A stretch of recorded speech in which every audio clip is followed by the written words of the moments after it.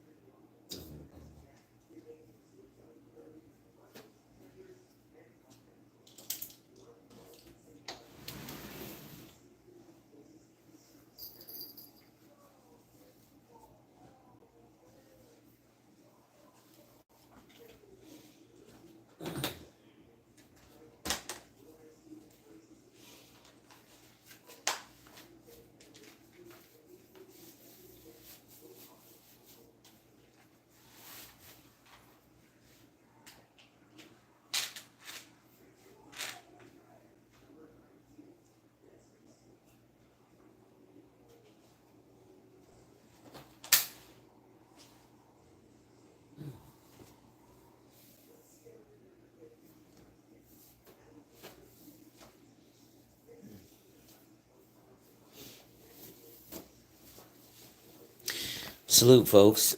It's your boy, the insurance junkie, your fiduciary fella, the all-star advisor Alonzo Hall, your social media insurance broker. And I'm returning today to whap and tap on your head with another 8812. Today's video, guys, you can thank Wanda Budgets and Beyond for me going live today because she was live earlier today. My condolences to her. She's going to a funeral for a family member, um, which is never an easy thing to deal with, right? And good morning, babe. Yes, you did. Doing live. Yes. And so the first thing I didn't want to do was to start talking about life insurance because while life insurance can pay for things, one thing life insurance can't and won't ever be able to do is to bring that person back. It will never be able to remove the pain of losing that person. And so, while we as life insurance agents talk about life insurance like this incredible thing, while it is, what does life insurance not do? It doesn't bring the person back, right? It doesn't bring, Uncle Jimbo back. So you can't have Uncle Jimbo again, even if you have the life insurance. Okay. So, Anya, what's going on? So that's one of the things that I was talking about with Wanda, and like I said, salute to her. She actually allowed me to start what's going on. Um, she actually allowed me to start talking about do that because she had just said that she lost a family member, and it seems like insurance agents, I'm one of them, we do that, right? We just run up and people, oh, we sound like mobsters. Oh, that's a nice family, it'd be a shame if something happened to you. Like, really, the sales tactics of insurance agents, it's kind of scary. Like, we really do sound like mobsters running after people, right? Hey, what if something happens to you? It'd be a terrible thing if something happened to you. What are you? Um, because that's the type of stuff that me and Wanda were kind of talking about this morning, right? Not just the life policies. What's up, kid? Whatever. Chilling. How you doing? So, outside of the life policies, we were also talking about auto insurance, and I realized that I do a lot of talking about life insurance because auto insurance to me is boring, or property and casualty. And to be honest, auto insurance, property and casualty don't make any money, right? And the reason why is because there's really no reason to be loyal to any auto insurance company, right? They're well known, but there's such a high turnover with auto insurance because as a customer, you can leave listen, State Farm is 10 cents a month cheaper. Uh, okay, I don't know what this person said, but Guys, yeah, if people put wild comments, let them. It just kind of, you know, eh, you know what? That's why I made you guys mods. You know what you're doing, right? Um, yeah, because some people are just putting wild stuff in there. Thank you, Queen. But so what we want to look at when we're looking at property and casualty insurance, can I talk from someone? Index gaming, what's going on? Not sure what you mean there, but it's plausible. But what's going on, kid? Damn, that shit smell good. Aloha Hawaii.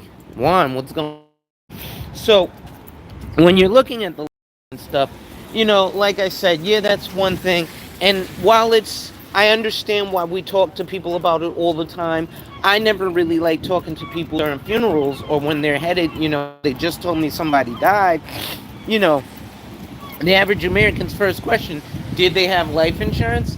And it's odd because most often they don't, in the predicament that they're in. Um, but it does get that way. Salam. Give me one free Lucy. Which one? One free one Lucy. One free one Lucy? Yeah. Actually, make it two Lucy's. Two Lucy? Yeah. How much you want to charge you? What I owe you, 10? I don't know. Yeah, from the last night. One free roll from last night. Yes. Yeah. Okay, 10, 20, 22. 20. And take all my money out here. That's nothing, bro. What the fuck? I got fucking every fucking day 400, 500. 400, 500. Who told you I'm a millionaire? That's nothing, yo. Thank you, Aki. Salam. Maybe 4 or 5 months, you're a millionaire, bro. Yeah. Another 4 or 5 months. That's true. Salam alaikum. And so, like I said, guys, you have a situation where, hold on, I gotta light my blunt. I'll wait till I get to the car. But you have a situation where, again, as life insurance agents, it really feels skeevy, like it feels like we're threatening people. But I want to talk about PNC insurance today because I want to talk about some tips and tricks and ways that you can actually save money on these types of policies, right? You can actually not only save money, but you can actually properly cover yourself, right? So a lot of PNC insurance, like I said, they have a high turnover because there's no need to be loyal to Allstate or State Farm or Geico or none of these companies when it comes to your auto insurance. Because with auto insurance, it's about the pooling of risk, right? So you're literally paying your car insurance premiums so that the asshole who gets into an accident every day doesn't have to pay the full amount to fix his car or to fix the guy who he ran into's car. In fact, I remember I was driving right up this block and some idiot decided to park his car right here where you can see there's no parking. And as I'm coming up this block, he backs out and backed into the front of my Benz. He smashed the front grill of my Benz by being an idiot parking. So I called the insurance and I went and got my car fixed, and it ran $10,000 to fix the grill of my Mercedes Benz. Well, had I had liability only coverage, well, that wouldn't have mattered, to be honest. But had he had liability only coverage, which I don't know what kind of coverage he had, but I know he had enough liability to take care of what my issue was. But had he had liability only coverage, he might not have been able to take care of the situation with the grill of my car. Now, why do I say that? Because when we look at getting coverage, most of the time we go to just get the first thing or the cheapest thing we can to be able to get on the road. And most of the time, most states, I use New York State because that's the state that I did most of my car insurance for, but most states have a state minimum of 25, 50, 10. So when you're looking at limits of liability, what do those numbers mean?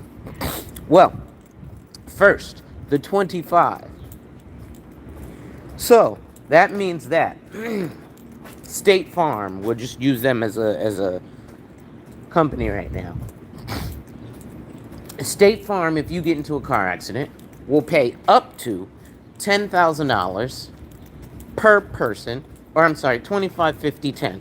So that means if you're driving around and you get into a car accident, State Farm will pay up to $25,000 per person in that accident that was injured by that accident, that was injured by your car, excluding the people who were in your car, right? Because the liability only covers things that were hurt or damaged by your car, not that were damaged in your car. Hurt or damaged in your car, right? So if a person is hurt or damaged in your car and you have liability only, there ain't shit there for them. If a person is hurt or damaged by your car and there's liability only, there may be money there for them. Now, most people run around with 25, 50, 10. So, again, 25 means that State Farm will pay up to, Natasha, what's going on? Up to $25,000 for every person in the accident. But they'll only pay up to $50,000 for the entirety of the accident. All right? So this means, I'll give you guys an example. Oh, is this shit broken again? Somebody broke this shit.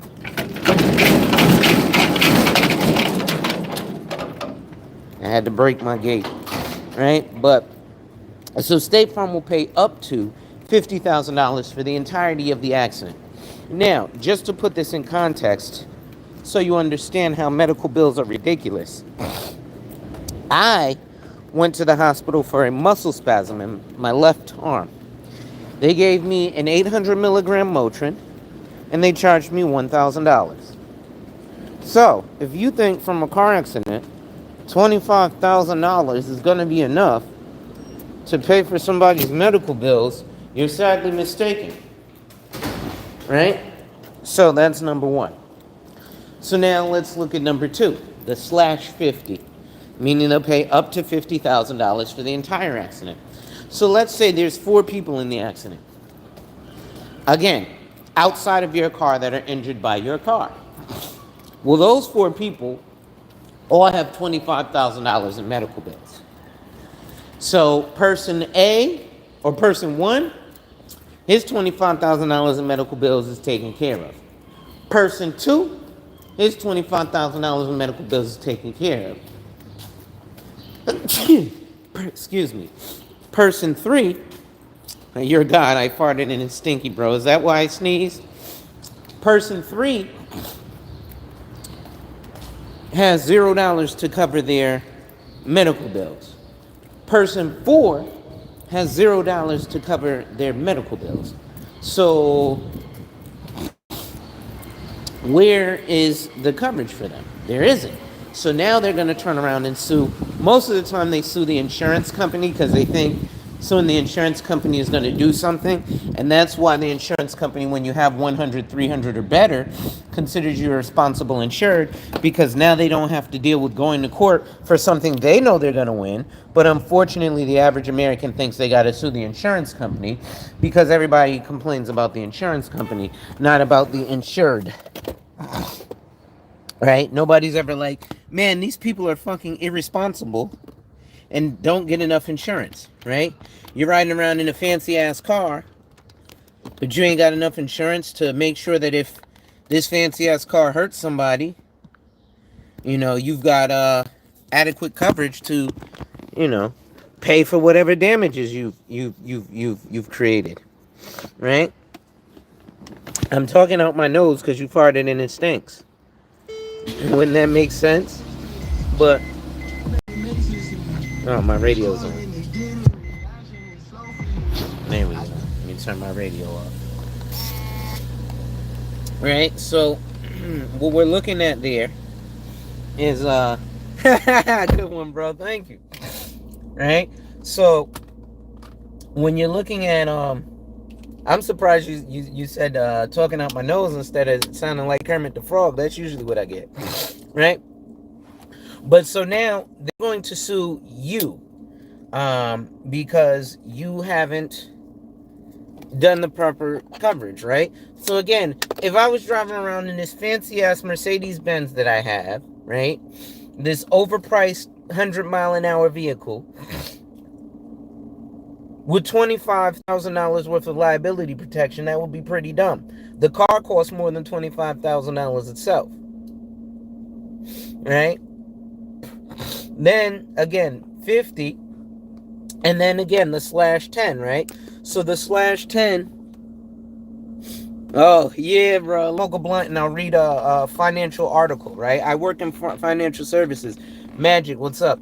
But like I said, I'm an unorthodox financial professional. I curse, I spit, I smoke, I listen to gangster rap. Right, but it's because of the life that I've lived. Right, so I call myself 25 cent because I got shot half as many times as 50. But so with car insurance, again, if you're driving around in this fancy ass Mercedes Benz, you should probably have at least $50,000 worth of liability protection, right? But again, that's really not enough either, right? So 25, 50, 10, you're joking. 50, 100, maybe. Now again, 25, 50, 10. So that slash 10 is for property.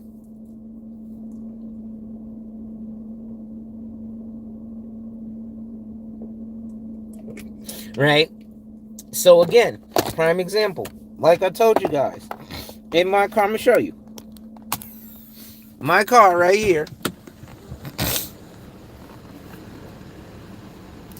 No, no, no, no, Magic. I am not a PNC guy. I used to do PNC. I'm actually a life insurance guy, but I also sold PNC.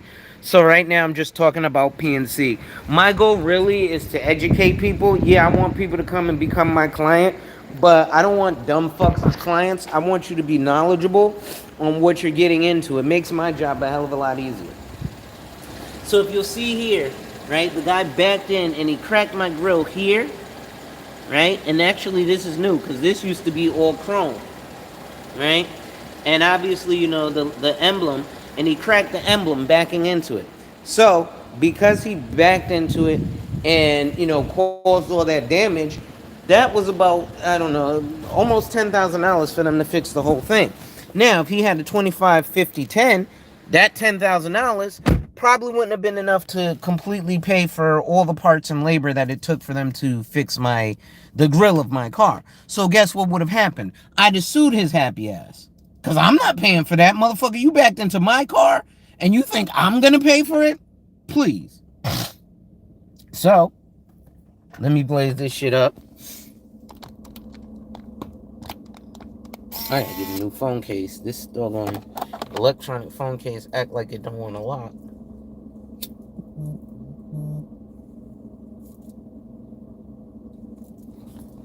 Might take a highway ride with y'all just so I can have y'all riding with me. I appreciate this actually. A shout out to Wanda Budgets and Beyond. But yeah, Magic, I offer way more than PNC. I'm more of a life guy. She said he off that coke. Are you saying because I have the sniffles that I'm off that coke? 2 thumbs only? Oh, wow. That was a good one. I'm not even gonna lie. I do have the sniffles too, right? That would make you sound like I'm off that coke. I work in financial services, bro. Coke is something that they do a lot of. But trust me, if I was off that coke, I'd be a hell of a lot more hyper.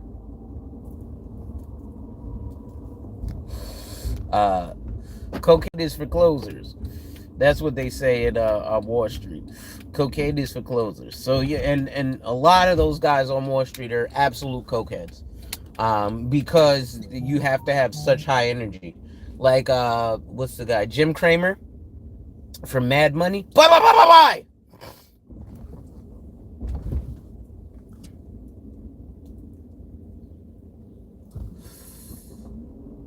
Oh, good. You're independent. Okay, wonderful. So here's one thing I want to say. Magic in here is a life guy. I'm a life guy, right? But again, as life insurance agents, there's a couple of things. We do fucking a horrible job marketing to people, right? especially Magic. I'm not sure of your ethnicity. I'm black, and the black community, it's fucking horrible, right?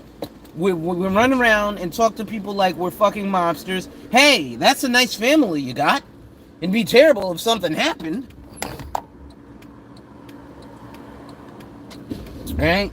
Yeah, man, what if something happens to your wife and your kids? Or what if something happens to you?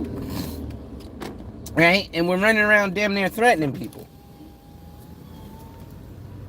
But we also do a terrible job in the fact that, Rael, what's up? We also do a terrible job in the fact that and Rael, I'm talking about property and casualty insurance today. But I just wanted to go off on a little side rant because there's another gentleman in here who is in the life world. And you know, Rael, quiet as kept. I'm starting to I'm gonna be branching and doing my own thing. It might not be another year or two, but and this is no disrespect to Charles or anything he's got going on, but I'm at a level of growth that I kind of have to do this. So,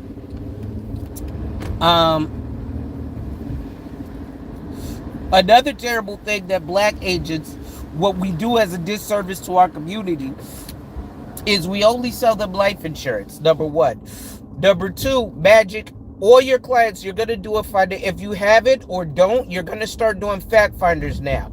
In fact, get with me, email me. I don't know who you're independent with. Fuck that. You about to join Death Row. I'm not playing games no more, especially if you're a black man. We're coming together and forming Voltron. You have no choice in the matter, brother. You're coming together with me and we're forming Voltron.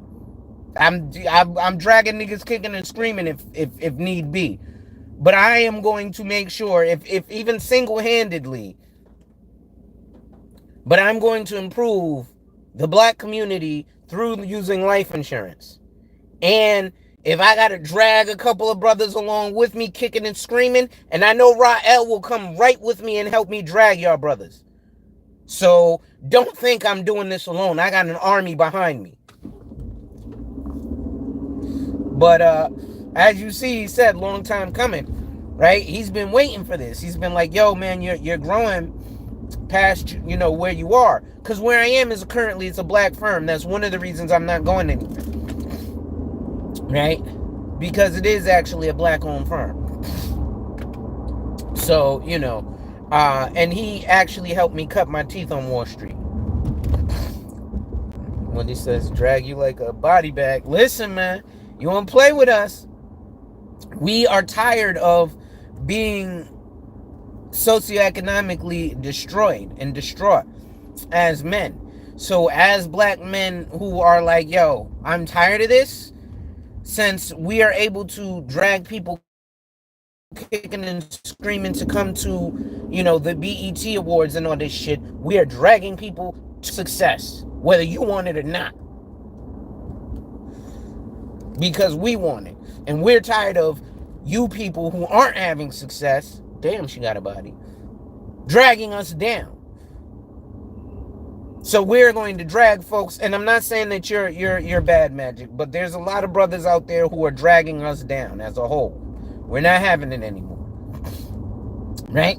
So, with life insurance, that's one of the things. We got to start learning this product, learning what it can do. Because there's so much more that it can do than just leave a death check. Which is why I said now you're going to start doing, Magic, a financial review. You're going to take all your clients to a website called lifehappens.org, and you're going to do the human life value calculator, and you're going to punch in their numbers. Now, I don't give a damn if you sell them term life, whole life, or indexed universal life. Right? Because I'm also not a product pusher, right? A lot of us get in this business and we get taught to push a product. Oh, only buy term, only buy whole life, only buy IUL. Motherfucker, I'm licensed to sell it all. Right? Why do you think doctors get a kickback from prescribing medicines, right? But they don't decide that one particular medicine is better than another, right? If I'm a doctor and I get a kickback for prescribing Ozempic to you, but I also get a kickback for prescribing Tresiba to you, but I also get a kickback for prescribing Doxy to you, then I'm going to prescribe any one of those for the particular client. He says, you just put me on game. I don't know about the Life Happens site. Yeah, so go to lifehappens.org, go to Human Life Value Calculator, and that's a way that you can, because here's what happens, Magic. I promise you, I don't know how many years you have in the industry. I have almost 20 years in the industry, right? Here's what happens. Most people come to you, it says, in my research, black people went from a wealth of 20K in 1863 to 700 mil in 1913.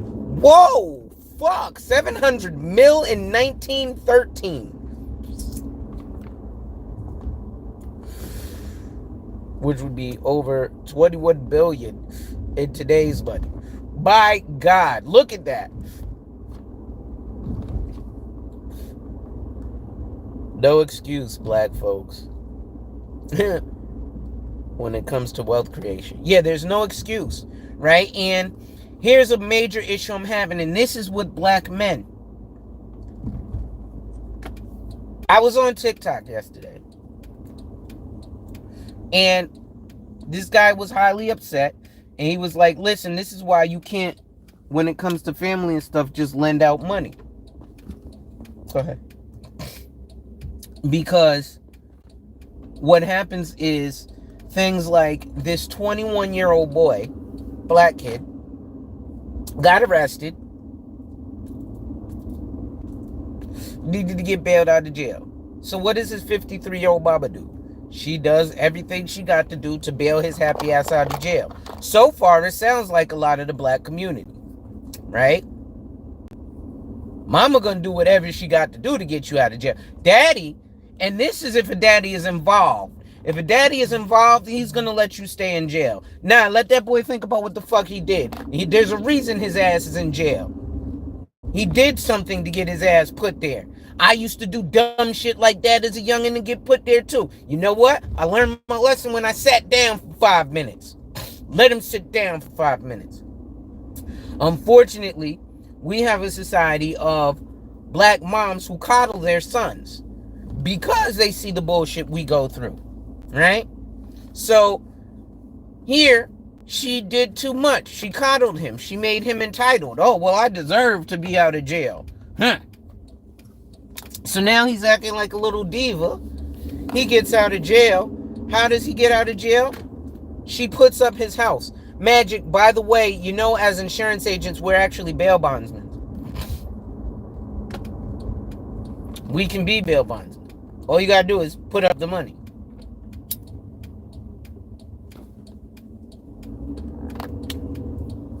Right? I'm gonna read your comment in a second. I'm on the road. Right? But so when she put up the house as collateral and he got bailed out of jail, it started getting closer to the court date. He started ghosting his mobs.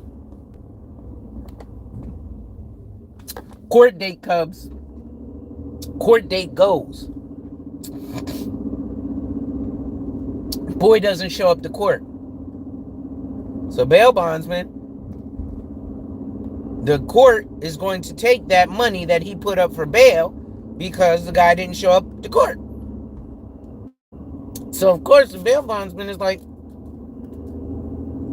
he's contacted the mother. Hey, your son didn't show up to court.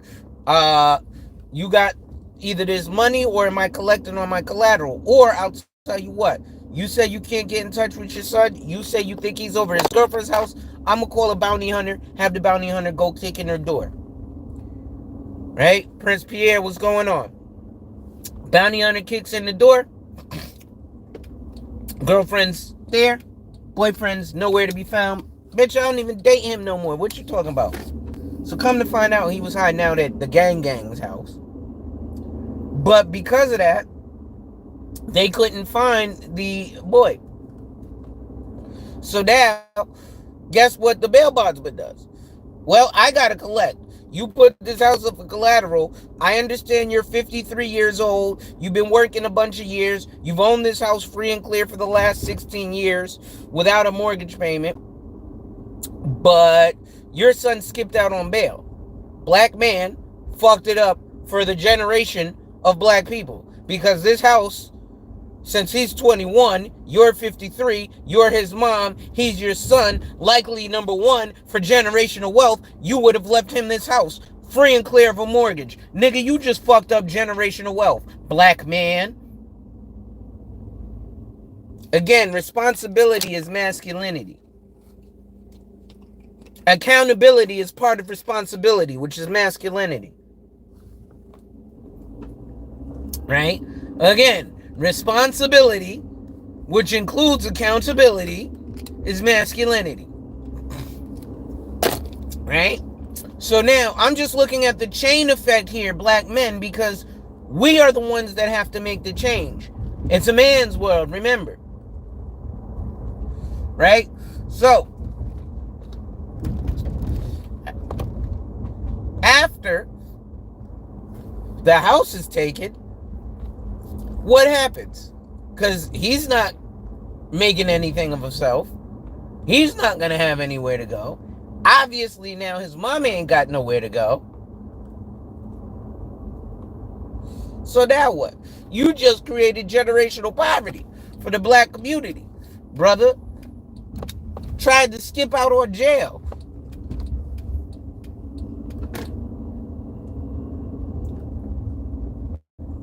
Wow, you got that dog in the middle of the street. Right?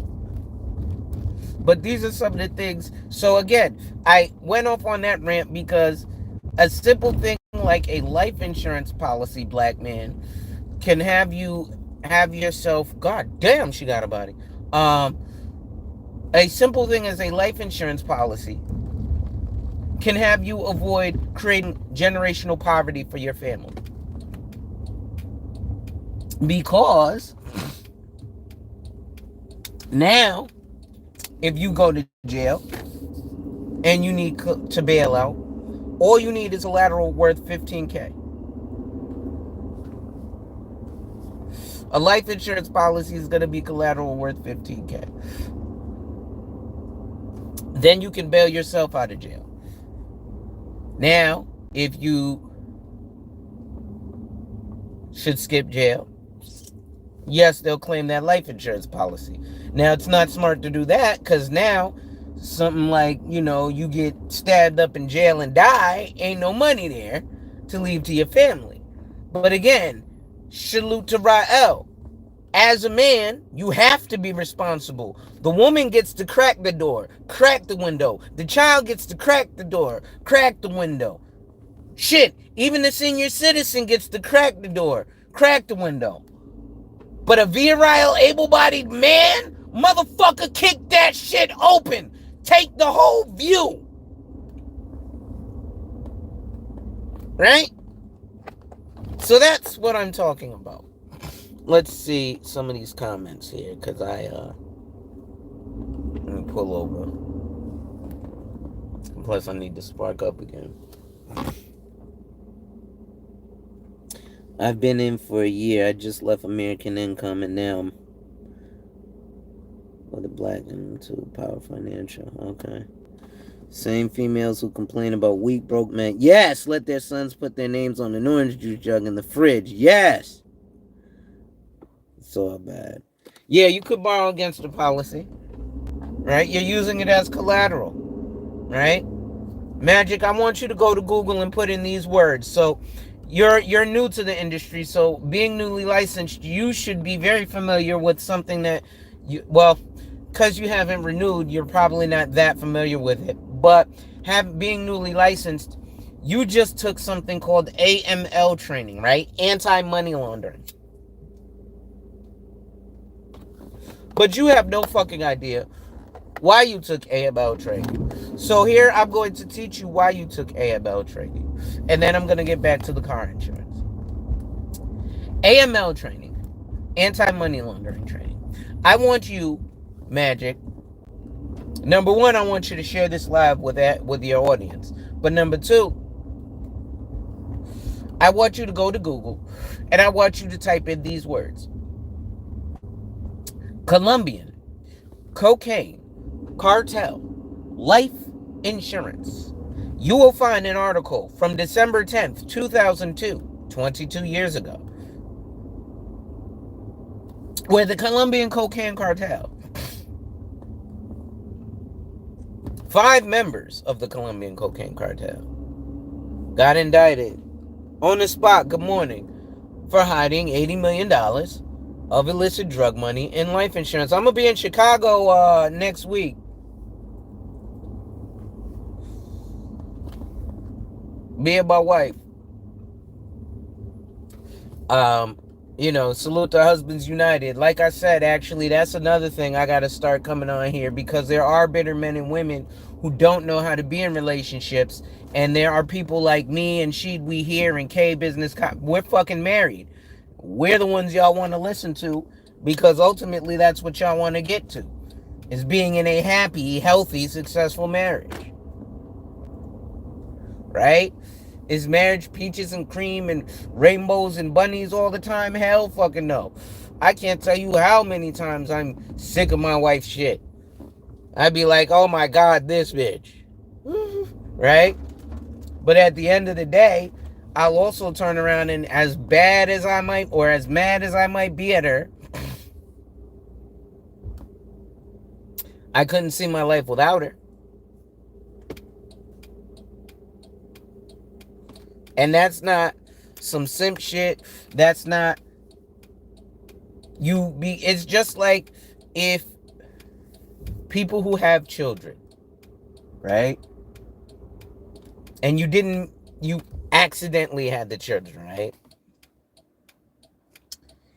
Even though you would have rather have not had the child, now that you have the child, you couldn't imagine your life any other way but with that child.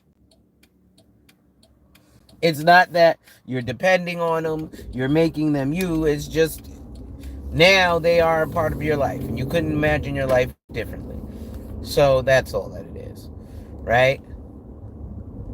But anyway, back to PNC insurance. So auto insurance, and actually homeowners insurance, is a good thing you're here. So auto insurance, in order to, I'm just sitting here driving around like gas ain't $6 a gallon. Yeah, you do need a support system, right? Listen, I wouldn't be where I was today without my wife. But, good God, look at that. My wife wouldn't be where she was without me, or where she is without me. I promise you this, right? Because we're yin and yang. There are some areas that my wife is not an extrovert. My wife is a full-fledged introvert, right? And I am an extroverted introvert. I'm an introvert as well, but I am also an extrovert. I'm an extroverted introvert, right? So I'm an introvert who can deal with extroversion. And because of that, I take up, he said $6. You need to move down south, not Atlanta though. Listen, I done lived down south, man. I lived in Douglasville, Georgia. I lived in the Trey Ford, Winston-Salem, North Carolina. That's where I got shot. I got shot 5 times in 2008, 3 days before Mother's Day, in front of my mother. Right? So, I get it. Right? But again, the shit that we got to do as a people is to grow ourselves, right? So I would get off that and get back onto this property and casualty. I wasn't arguing with anyone in particular. I was out there gangbanging. I was out there flagging, and I was in other niggas' territory, and I was selling weed and working at Wendy's. And it's funny because a couple days before I got shot, one of my young boys had the 38, and he wouldn't let me hold it because he was like, "Nah, son, you gonna fire off." Meanwhile, I'm a licensed gun owner. So anyway, long story short, the next day, I was getting drunk like I do. I had the day off work, so I just sat there, drank and smoked all day. I had lived with my mother and my brother in an apartment, 3-bedroom apartment we rented. And let's see. Then the shorty called me. She set me up basically. These dudes that I was beefing with a week before set me up with this shorty. This shorty called me, told me to come see her at the telly. And when I come to see her, she she had them kind of Barbie murder me. So they was there, and they set me up and shot me as soon as I walked out the door. So again, such is life, right? These are things that, you know. And so I had a deep distrust for women at that point, right? Specifically black women, because a black woman just got me set up to lose my life. But who was the ones who carried it out? Black men. She just called me and told me to come to the hotel. These niggas is the ones who busted my ass with the gun. Need to bring your ass to Texas. Yeah, listen, man. My father keep telling me to come to Texas because my father is in Texas. And my brother is in Texas. That's why I sell life insurance, Brody. Right? But whew, uh give me 1 second. My eyes are watering.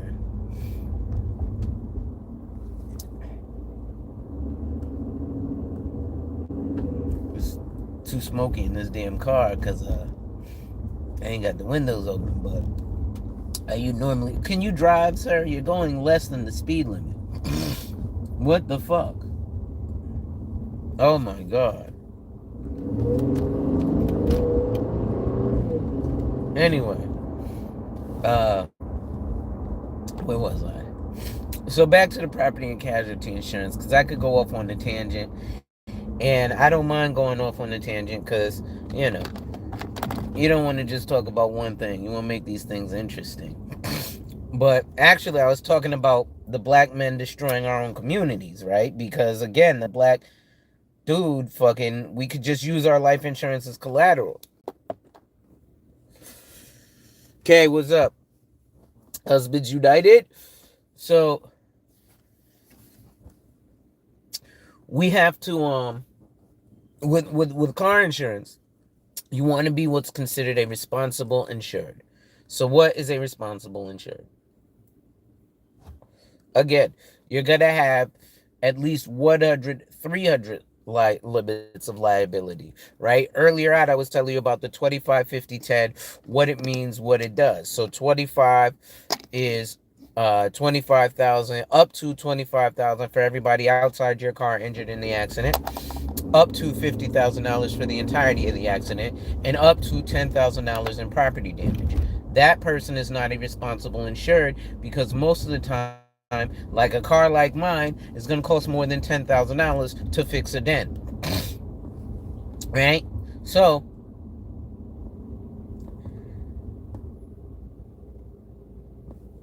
you want to have at least, and then they have what?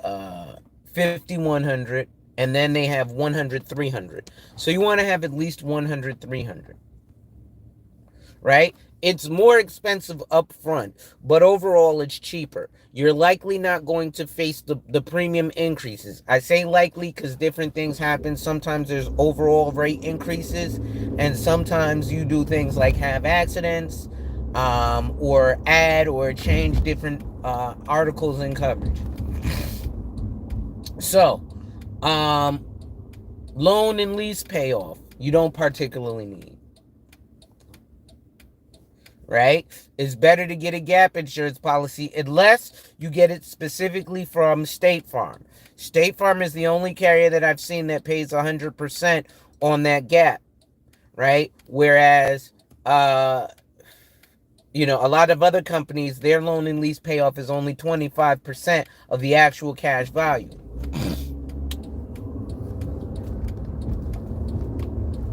Okay?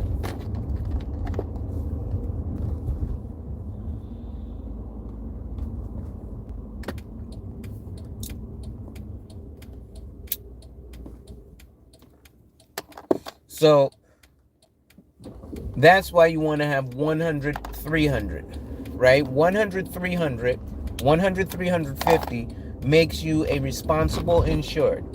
Now the insurance company knows that if you injure somebody in an accident, they're not going to have to waste money sending an attorney to court to go win the case.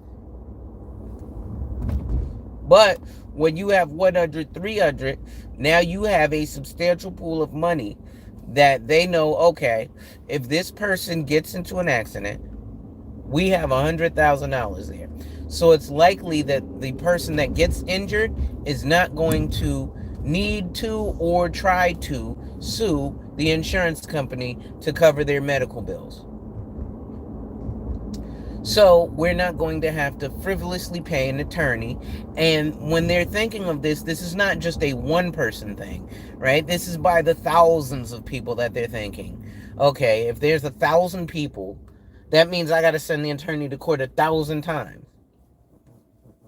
right? It don't cost $1 for the attorney to go to court. And it's not a 1 hour thing, right? These attorneys charge by the hour, right?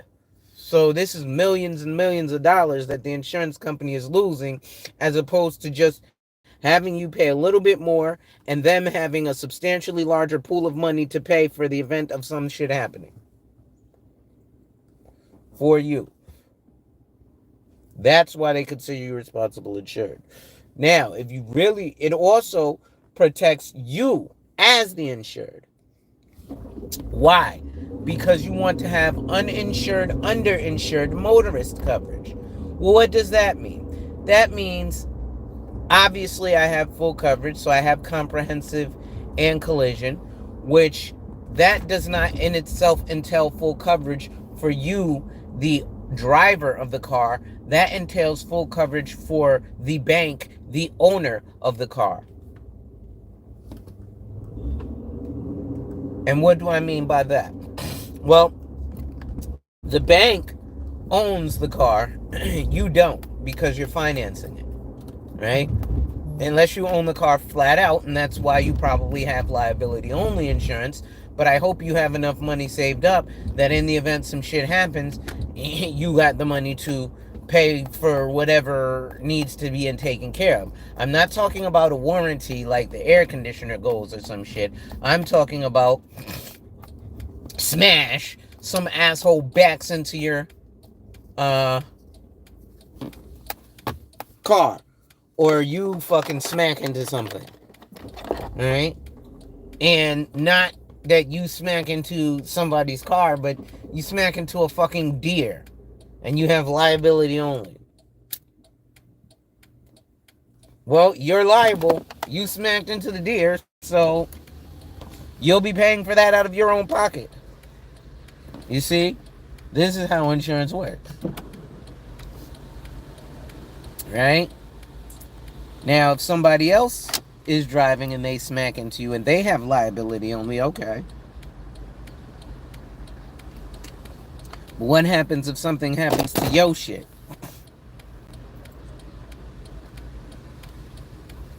Right? So that's what you want to focus on.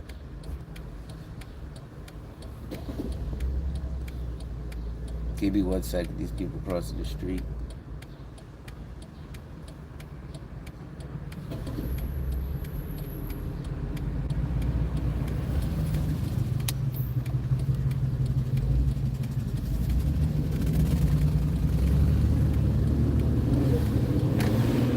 Alright. So, ladies and gentlemen, it's your boy, the insurance junkie, your fiduciary fella, the all-star advisor, Alonzo Hall, your social media insurance broker, and I'm still whapping and tapping on your head with another ADHD solution. Make sure you hit that like, drop a comment, subscribe, and hit that notification bell so you're made aware every time I release new content. And as always, share, share, share. Lastly, to contribute to channel growth or to schedule an appointment with a licensed financial professional, the links are in the description of this video. I know what I could do. Do I have the money for that now? Yeah. Do I want to go do that now? Is the question. No, I'm going back home. Okay. I don't know where these people are going. But at any rate. So, with property and casualty, again, 100, 300 is good. But if you own a home and or a business, or you're self-employed like myself, then you'll likely want to get 250, 500 in coverage, right? So 250, 500, 100. So what does that mean? Well, that means, listen, I'm driving around in a fucking Mercedes Benz. You smack into my car, right? That's paid off. And you total it. Well, you're liable. Right? So you need to buy me a new car. And insurance is about indemnification. So, here's the thing. You riding around with 2550 only protect yourself, 25 50 10 only protect yourself for $10,000.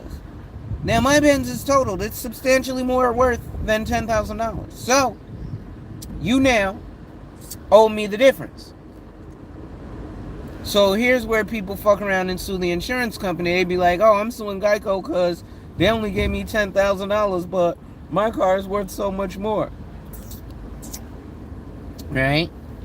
Well, yeah, your car is worth so much more, but you don't need to sue Geico. You need to sue Joe Blow for being underinsured. Because now you can't get your car back. So you can't be indemnified or made whole. Because that's what insurance is about. Is making whole. It's a pool of money collectively that pays to make one whole. Whew.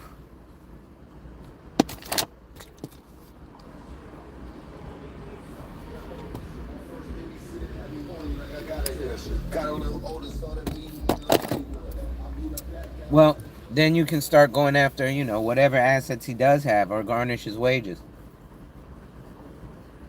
Right? But this is why it's also important to have uninsured, underinsured motorist coverage. Right?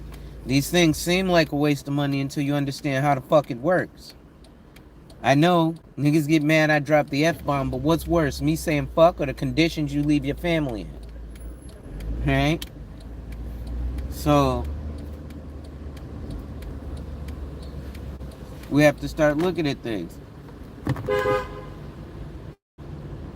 What's good, bro? So if he broke, that's the problem, that's why he might be broke, but he's got a mortgaged house, right? There's some equity in that house. Sue him for that, right? Like I said, garnish his wages, right? But if he's broke, again, that's the importance of having uninsured, underinsured motorists. So you'll have to put in a claim for yourself. So like me, technically I'm underinsured because I have 100 I have 100 350. I should have 100 300 100, right? Because if I total this whip, well, technically $50,000 could get me another Benz. So, and this is not a brand new Benz that would be $100,000. This is a pre-owned Benz. This is a used Benz. It's a one owner used Benz, but it is a used Benz, right? So, I'm starting for the gram a little bit in my Mercedes, but it's a 2016. It's almost 10 years old. Right now, for cars, that's fairly new, especially since this car didn't even have 80,000 miles when I got it. Right? I just put 10,000 miles on it. Maybe 12,000. So I'm at, about 85,000 miles now. And I've had it for a year. So, c'est la vie. Right? But, so with car insurance, again, you want to go 250, 500, 100. Now, 250, 500, 100 is going to allow up to $250,000 for any car accident. So anybody that's hurt is going to be pretty much okay. Up to $500,000 for the entirety. So if somebody needs to get some kind of major leg surgery or something, then okay. Right? Boom. You can rest assured that that's paid for. Right? But that allows you, that's if you make a substantial income. If you're making, $100,000 or more, if you've got a house that's, I don't know, $300,000, you want to protect these things. Where's the ambulance coming from? I hear it, but I don't see it.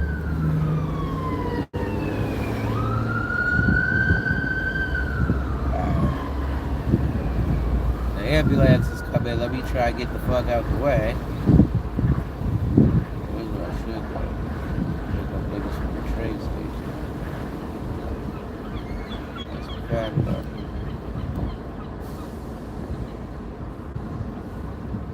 Right? But what was I saying? Short-term memory loss, huh? So 250, 500 will cover you for quite a bit. But like I said, what it allows you is to get what's called an umbrella policy. So this is, like I said, especially important for things like if you own a home. For things like if you own a home, etc. And if you're self-employed. Because you can get what's called an umbrella policy, which is an additional $1 million of excess liability. Now, why is that important? Say you're a person like me and you sell insurance. And because of that, people have a perception. Oh, insurance agents make a lot of money. Look at him. He driving a Benz. He got all this shit I got to do, because if I didn't, you'd be like, oh, he's broken. He trying to sell me some financial products. Oh, look at, he got Walmart slit shoes on. His shoes leaning.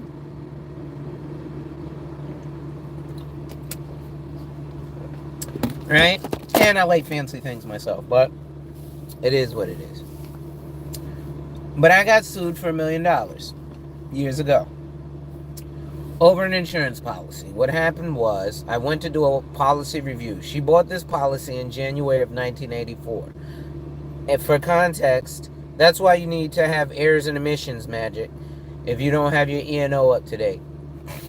So, see, insurance is involved in everything, bro. So, she says, so I went to do a policy review for her, and she bought a disability policy from the airport, again in January of 1984. I was born in April of 1984. Yeah, I had heirs and emissions. But she sued me for $1 million. Why? Because when I went to do the review, I was with Mutual of Omaha at the time. I went to do a review, right? So what we get is something called orphan clients. So an orphan client is a person who had a policy with the company, but the original writing agent is no longer with the company for one reason or another, right? And they weren't vested with the company to take their book of business. So you service the client. Hey, my name is Alonzo. You have a policy. It gives you a chance to go sell them a final expense or whatever, right? So, and then you get to keep the residuals from that household, right? So the entire household, you become the agent of record for the entire household, right? So I went to do the review, and like I said, she had a disability policy that she had bought in January of 1984. For context, I was born in April of 1984. So I do the review, and I'm like, hey, listen, just so you know, in order to get paid or put in a claim, you could only have been injured on U.S. soil. Now, for context, we were in Jamaica, Queens, but she got injured on Jamaica, the island. So I was like, I don't know if you were injured on U.S. soil, but if you bought a policy today, you'd have had to been injured on U.S. soil for it to pay out. She waited an additional 4 weeks to continue to put in her claim. Because of that, she got denied her claim. So because of that, she sued me, saying that I told her she couldn't get paid. And that's why she waited 4 weeks to put in the claim. And I obviously had no answer to that, so she won, but she won 41% of the case, or $410,000, right? Now, going independent, I might not want to go and pay all those fees to go get with NAPA or this association or that association for $426 to get this heirs and emissions insurance for $26 a month. So if I just get $250, $500 on my auto insurance, I also have to have a homeowner's insurance policy. So what if I don't own a home? Or your renters or condo insurance policy counts as a homeowner's insurance policy. So all you have to do is have a renter's or homeowner's insurance policy and at least a $250, $500 limits of liability, which is probably going to be full coverage, even if it is liability only. And then you're eligible to get an umbrella policy. An umbrella policy is going to be in excess $1 million of liability. This is going to protect you, your business, your house, your assets, whatever the fuck you got that you're worth something. That motherfucker is like, ooh, he got money, I'ma sue him. Right? So this is why they call me the insurance junkie. I rarely ever talk about car insurance. Most people didn't even know I used to own an Allstate car insurance agency. It failed, so I had to shut down. It happens. But you keep going. Right? So, you know, that's a little bit about the car insurance game. Right? But if we look at things like homeowners insurance, well, it failed. Excuse me. I thought, if you open it, they will come, which was true. But unfortunately, one, the rates weren't competitive. And two, people treated my agency like a payment center. So the unfortunate thing is, if it's a payment center, that's cool. If people make their payments there, that's cool. The problem is, if their payments are not part of your book of business, then you don't get the commission or the renewals from them. So it doesn't help you to be accepting people's payments. That's time, energy, and effort out of your day, ink out of your printer that you got to pay for, paper out of your printer that you got to pay for to get him a receipt, and you don't get nothing for it. Right? Bob Backlund, 3 cities over, gets paid for it, gets the renewal commission because it's part of his book of business. Right? So that is one reason. And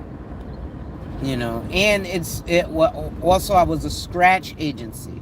So what a scratch agency means is you don't start from someone's successful book of business. So when I folded, basically a guy took me over, right? And took I think I had like 700 clients, right? Which you would think is a lot, but it isn't, right? Mind you, car insurance is not something that people are loyal to, right? People will leave you all. I get $5 a month less at Geico. I'm going to Geico, right? You want how much a month? $400, man. Listen, Geico want $395. That $5 could go on my gas tank. Special in gas is $6 a gallon, right?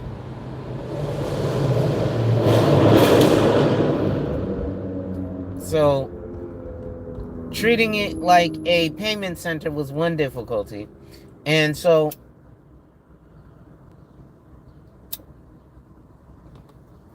it's also difficult because you have to find staff, you have to be able to pay your staff, right? And commission is only 16%, right?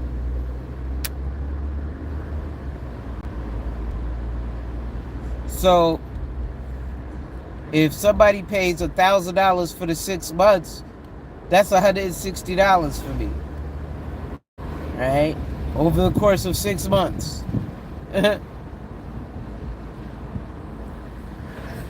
And then if they renew, okay, that's another $160. Now, like I said, yes, even a scratch agency, they'll give you some orphan clients from another agency that failed, or a book of business that's closing down, that is retiring and wants to sell their book, but maybe you can't afford it, or maybe somebody else could afford some of their book but didn't buy the entirety. So they sold the book back to corporate. So corporate will give you, here's 500 clients, so you can get, $7,500 a month to be able to pay the lights. But you also have to start liquid with $50,000, depending on the state you're in. Some places it might only be like $10,000. Some places you just have to show access to like 30 Rand, right? So it varies, right? But that's one of the reasons it failed. Like I said, keeping staff, because again, if I'm only getting paid a certain amount, I got to be able to pay somebody a reasonable salary, right? And people aren't looking for, 20 hours. Even though the girls I hired, I mean, it's an easy job. You sit at the desk all day. You ain't doing much of nothing. You make a couple phone calls, take some inbounds. Allstate, how can I help you?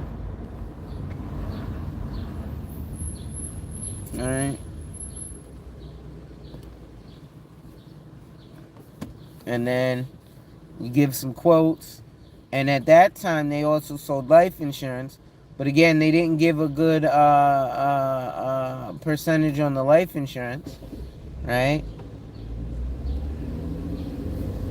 I mean, industry average is what, 90%? Right? So newbies coming in started around 50%, unless you're with like Scam America or something like that, where they start you at like 25%, right? But that's why the industry average is 50%. Street level is 50%.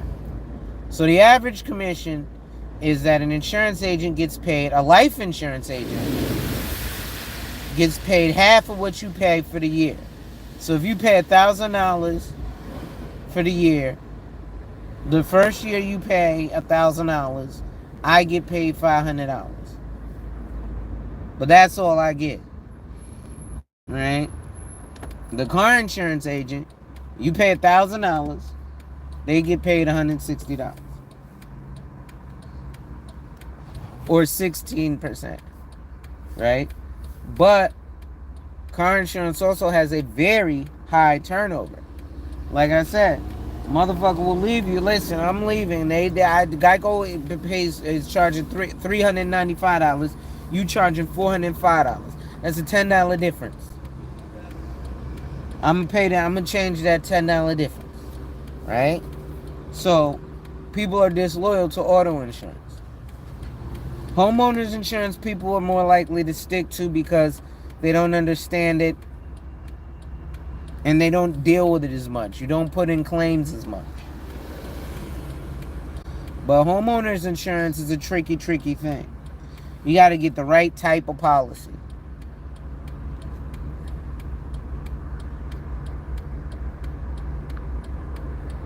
Okay.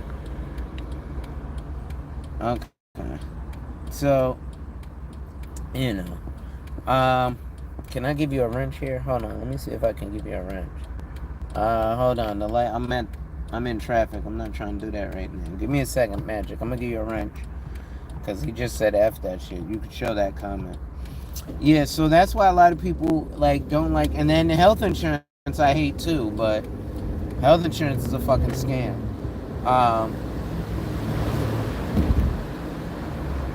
Reality, right?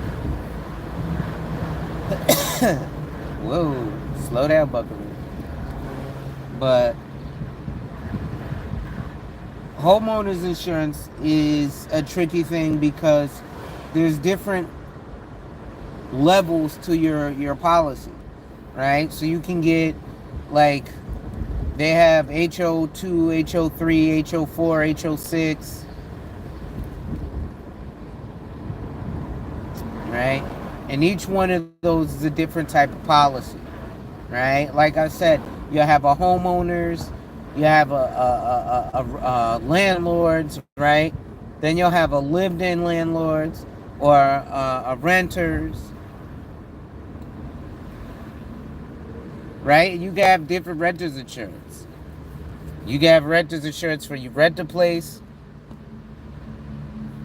right? But then you can have renters insurance because you are a barber and you need to protect your equipment at the barber shop, right?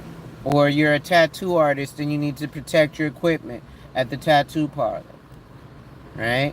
Or you are flipping houses, right?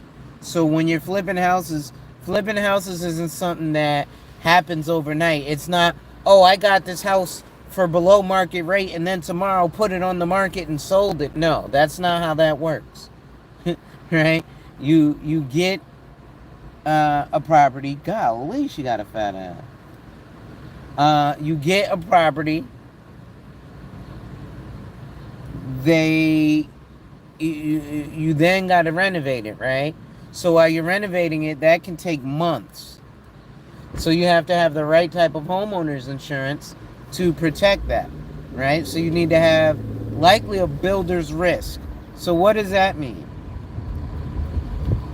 So what happens if you're getting this property renovated and it's after hours, so the construction crew done left.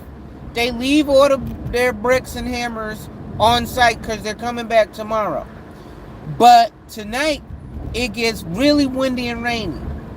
And it knocks a brick off of the top of the building that wasn't cemented on. but they just left it there. And that brick hit somebody in the head. Right? Or no, let's be more realistic. That brick falls on somebody's car. Because that's more apt to happen. Right? Now, you've got a regular homeowner's insurance policy. Right? And you're like, well, it's not my problem. The Hairbur belonged to the construction company. They got to take care of that. They're licensed and bonded and insured. They got it. No, sir. That brick is your property. Why do you think the company purchased that brick? They didn't purchase the brick because they're a construction company. They purchased the brick because they're a construction company putting bricks onto your house. So they purchased those bricks for you. So those are your bricks. You didn't have insurance for those bricks? Hey, Queens of Virtue. Nope. So Judge Judy gonna tell your ass you should have had builder's risk. Why didn't you call your insurance agent and tell him, hey, I'm getting an addition put on my house. I need to add builder's risk. How much more premium do I have to pay? No, you wanted to be a cheap bastard and call me, an insurance agent, an asshole for calling you 3 times trying to do an insurance review. Hey, Bob, look, I know you're getting yeah, I don't have time. Listen, Bob, I'm trying to do a review. I know you're getting an addition on your house. Now you want to blow me up 15 times. Hey, these motherfuckers are suing me. Why aren't you covering it? I got this policy. I've been paying it for the last 15 years. This insurance is a scam. No, you're a dumb motherfucker. But I can't say that to you.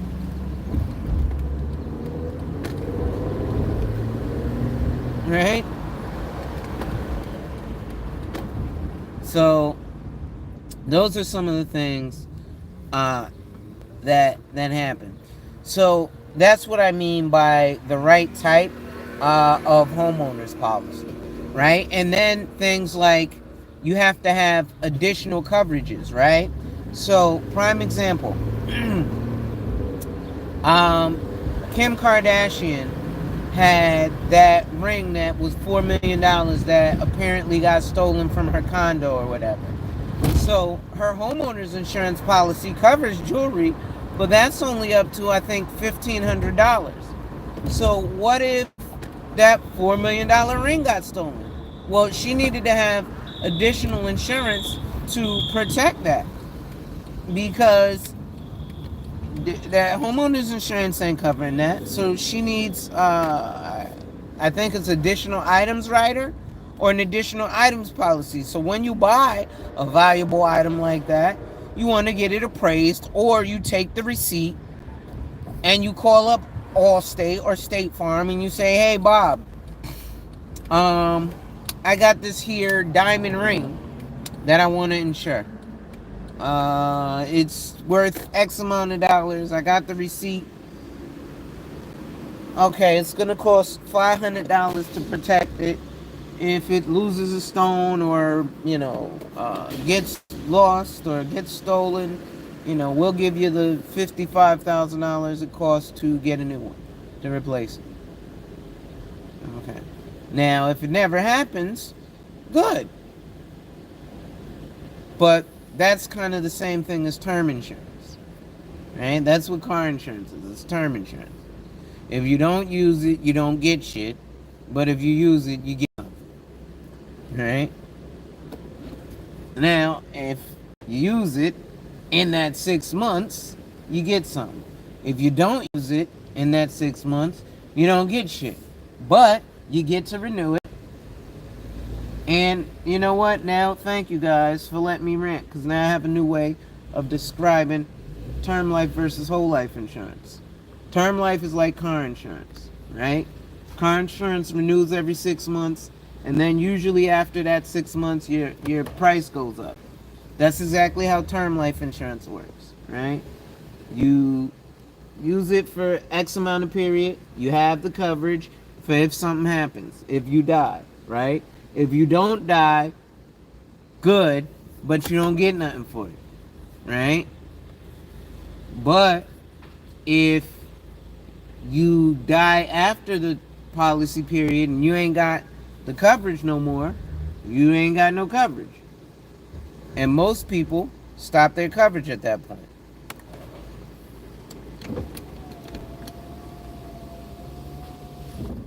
Yeah, that's what term insurance is, renting a policy. But you can I'm gonna start helping you make insurance sales. So you're gonna join my team.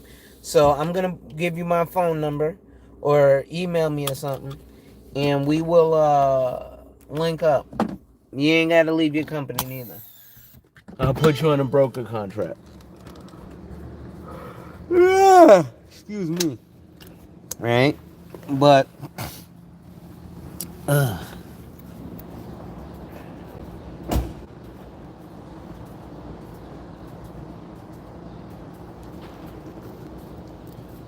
it's yeah, term insurance is literally like having car insurance. And it's the exact same result, right? Term insurance is like car insurance. Car insurance goes by terms. It's a 6 month or a 1 year term, right? So if you go with the if companies give you the 6 month term, some companies give you the 1 year term, right? If they give you the 1 year term, it's a dot hall. Hold on, let me put it in the chat. How do I? I don't think I can chat in here. So it's or you know what? I'll give you my email that comes directly to my phone. Alonzo Hall 374 at gmail.com. So that's ALONZOHALL, the number 374 at gmail.com. And so, again, the auto insurance companies, some allow you to pay for the full year and get a full year's worth of coverage. Some only allow you to do the 6 months. Those that allow you to do the year will charge you a little more upfront for the 1 year, but over the course of the year, it'll be a little bit cheaper.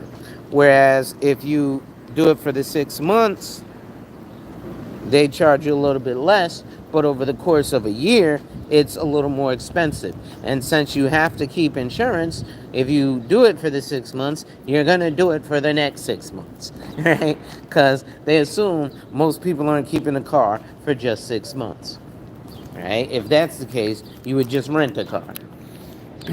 So, that's exactly how term life insurance works. If you have it for the term that you have it, which is, 10, 20, or 30 years, if you die in that 10, 20, or 30 years, your family gets a bunch of money. If you don't die in that 10, 20, or 30 years, whoop-de-doo, you ain't die, good for you, but you gets nothing, right? So that's how term insurance works, exactly like car insurance. How's it going? And so uh, it's basically the exact same thing, right? Uh, and at the end of that 6 months, when you do renew, it's likely that your policy premiums will have increased. Um, and that's the exact same thing with term life insurance. If you renew your term life policy, let's say you bought a 10-year term.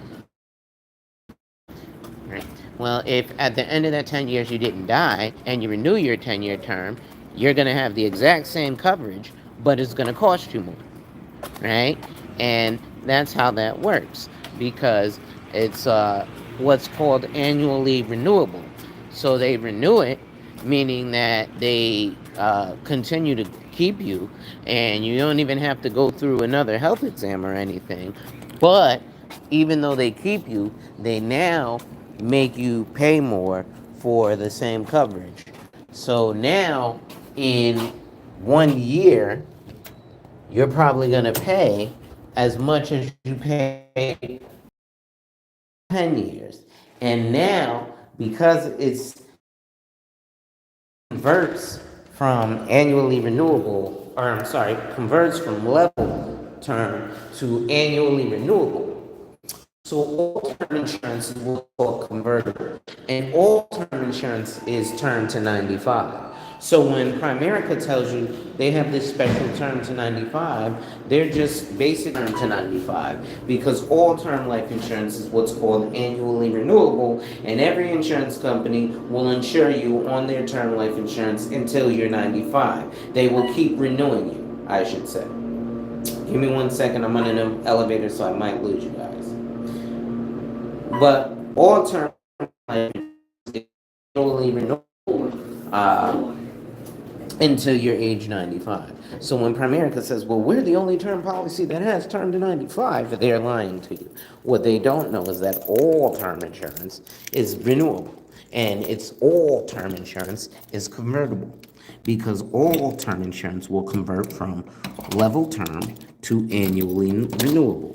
And annually renewable is very much like having car insurance because annually renewable is every year your price increases because they renew. And because the cost of insurance increases, it costs more to insure an older person. So it renews every year. Yes, babe. Yes. Well, what's up?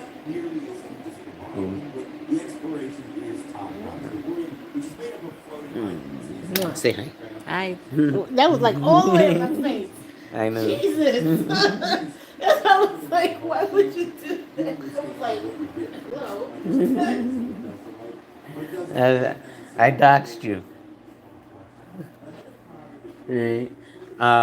But so that is, another way that you can start comparing life insurance when people ask you what's the difference between whole life and term life. Now, here's what I want you to know, Magic, because I'm not a product pusher, right? I'm a solutionist, right?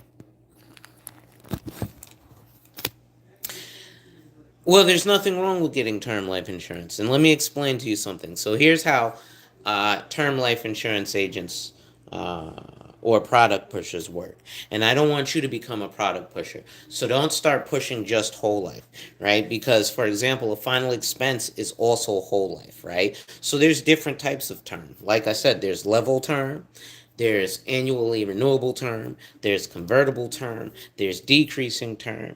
There's also something called return of premium term. So you have to know these things in and out, right? Up, down, left, right? You got to be like Kobe Bryant, obsessed with it. Right? All he did was study it. He knew how, like at the end of he was like, who's the hardest person to guard? The hardest person I can figure out is Kevin Durant at the time that he left the league. But he was trying to figure out the best moves and the best way to execute and beat everybody while he was an old injured dude, right? So,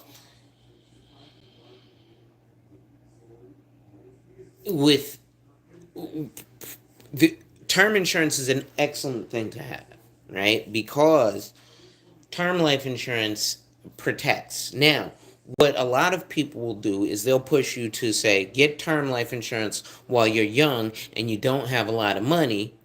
And then when you're older and you've got more money, you'll be able to spend more money on a whole life policy. Sounds nice in theory, right? It's like school, right? Like going to business school in college where your professor doesn't actually do business. Nah, that's not true in all aspects. A lot of professors actually do have other jobs and they are actually professors as well. But the purpose of term life insurance is to, the purpose of life insurance is income protection, is income replacement. Okay? And yes, it is cheaper when they're young. We're gonna get to that, Magic. I'm about to put you on game, right?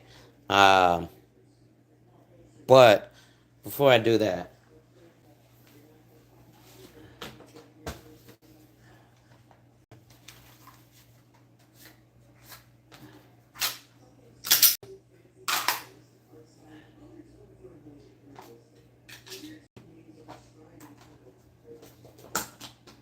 okay. Whew. I had to take that thing off. Um, so with term insurance, right? They give you that idea. Oh well, you're younger, and you don't have a lot of money. It's cheaper and da da da da da. Now, yes, life insurance is cheaper when you're younger, but we'll get to that in a minute. So, um, when yeah, no, listen, I'm licensed though. Hold on. See, this is the thing. You have to do things the legal way, right? You have to do things the legal way. Oh, I should probably not put my apartment up there, but yeah, that's me, right?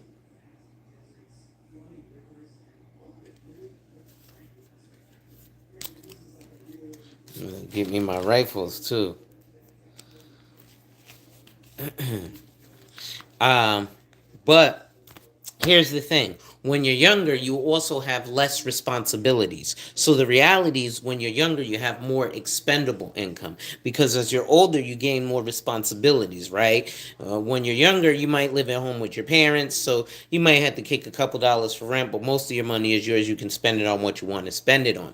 Whereas when you gain age, now you got an apartment, you get a dog, you got a girlfriend, you have kids, you get a mortgage, right? You're married, right? So now you got a car note, right? So now there's more things that will take your income. So term insurance is better for people who have a wife and kids independence. So I hate when people are like, just get a term policy. You have wife and kids, you don't need whole life insurance. That doesn't make sense. If you don't have a wife and kids, then you don't need term life insurance because as a person who has no wife and kids, if something happens to you, you don't have anybody to leave anything to. So why the fuck do I need to stuff money away for in case something happens to me to leave some money to somebody? This is the stupidest thing ever. But motherfuckers are good salespeople, and people are easy to fall victim to. Well, hey, yeah, that does make sense, right? Whereas, let me see if I could give you a wrench. Uh, and as moderator, there we go. All right, there we go. So, um, when you have a younger person or a single person who has no wife, no kids, no dependents, nobody to leave anything to, whole life insurance is an excellent idea. Let's look at why. Because whole life insurance, for all intents and purposes, is a forced savings account. Now, I am not a fan of whole life insurance. I dislike whole life insurance. I think whole life insurance is garbage. Yeah, it pays dividends. What about the guarantees? Yeah, whole life insurance, in my opinion, is garbage. Right? So, I understand why Primericans call whole life insurance trash value. Right? I also understand why whole life agents trash term life insurance. Both of those products, however, are very important to have. They're like wheels on a car. You kind of need all of them. Term life insurance is also purchased very much the wrong way. Well, what do I mean by that? So let's look at it. People are buying a term life insurance policy. I want to spend $25 a month. Why the fuck are you buying it because it's cheap and then being cheap? How much is your house? $300,000. Okay, so you mean to tell me you want to spend $25 a month to leave $250,000. So if you die, your family gets $250,000. The average funeral is $21,000. Your income is $50,000. So two things happen when a person dies: their presence and their income. Right? So yeah, your income is gone and your presence. So now your money's gone. So your husband has to figure out a way to make up for that $50,000. Plus he has to make up for your presence, right? Because you're the one who gets up in the morning and does does your daughter's hair, right? Oh, wait, you're the one who gets up in the morning, and after you do your daughter's hair, you're the one who cooks breakfast for your daughter, right? Oh, wait, you're the one who gets up in the morning, and after you cook breakfast and do your daughter's hair, you get her dressed for school, right? Wait, you're the one who gets up in the morning, and after you cook breakfast for your daughter, do her hair, and get her ready for school, you take her to school, right? And then you go off and do your thing. Now, yes, your husband is the one who picks her up from school and makes sure she eats lunch, but now he's got to make sure somebody's there to get up in the morning to do all those things that you did, right? So it also is disgusting when I see people who only insure themselves. Well, I'm the breadwinner. If something happens to me, then we're fucked. No, you need to have more insurance on your wife, because if something happens to her, you're doubly fucked. Because now, oh, I make all the money. Okay, well, she dies. I'm still making money. But now who's taking care of the kids? Oh, so I got to pay for that. It's $1,400 a month for childcare. I got 3 kids. Shit. Uh, Let me see if they grandma could. Oh no, she going to the casino every other weekend. All right, well, I mean, can you just do this for my kid, for your grandkids, baby? I'm 46 years old. This ain't them old days. I ain't sitting back in the rocking chair, nigga. I still got life to live, nigga. I'm still trying to smash hoes, nigga. I'm only 46. Ain't my fault I had you at 16 and you had your kid at 16. Hey, wasn't nobody watching my kids. Deuces, right? Again, this is the reality we live in. So I might drop an F bomb or two, but look at the conditions that are left for me and you, right? I'd rather hear an F bomb than live in the conditions that I'm talking about.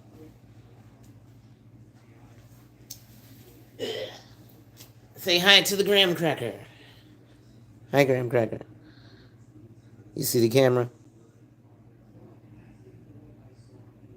Cat videos, they get a lot. Meow, meow, meow, meow, meow, meow, meow, meow, meow, meow, meow, meow, meow, meow, meow, meow. Right? The dope boys go crazy when they hear that boy Jay-Z. Right? So, in... Hey, what's going on, Bright Tenant? So, it life insurance is purchased the wrong way, right? Again, if it's $25 for a $250,000 policy, I just showed you a whole rabbit hole of why $250,000 ain't enough. First of all, if you just want to pay off the house, so okay, look, she dies, I pay off the house. That's a payment that I ain't got to worry about. So now, I could at least shift the rest of this money into paying for the child care so I can go back and forth to work and at least afford to keep the lights on and feed the kids. I don't know how I'm gonna continue to put this extra money into their college funds because I got a few extra bucks from her giving it to me. From, when she wins the scratch off or whatever, or from her saving up money recycling cans. Do both. Start a business and get life insurance. Yes. So now, here's how you should be buying term life insurance. Again, you want to go and as an independent agent, here's the way I do it, Magic. I send my clients to it and I tell them, listen, I'm a salesperson. I stand to make money from what I'm telling you. So you might not want to believe me. Here's what you can do. I want you to go and see it for yourself. Please go to lifehappens.org. Go to the human life value calculator. So everybody watching can do this. Go to lifehappens.org. Go to the human life value calculator. Punch in the numbers. When you do that, you'll see whatever number you see. It's probably going to be a big number, like $3 million, right? For context, the black community always talks about generational wealth. Well, if you go to Google, it says the generation is about 20 years. The average household income is about $50,000 in America for net worth. 50,000 times 20 happens to be $1 million. So just to protect your income for the next 20 years, or to replace your income for the next 20 years, you need $1 million in life insurance, right? Let's say you got some other things, right? You got a mortgage, right? You got car note, right? Student loans. Let's act like people ain't still paying student loans 20 years after we graduate college, right? Student loans are being paid longer than mortgages. My mother still has student loans. She's in her 50s, and she had an associate's degree. But back in those days, you could defer loans so long, and they allowed a lot of people to defer loans, and they deferred them all the way into the Obama administration. And Obama was like, "Yo, we everybody got to get health insurance. Everybody, we taking everybody money back from college, because that's when college became more of a business, even though it's always been, right? But so you're supposed to purchase millions of dollars of life insurance if you're going to purchase a term policy, and you should purchase a term policy. The younger you are, the longer your term should be. Give me 1 second. What's my tab?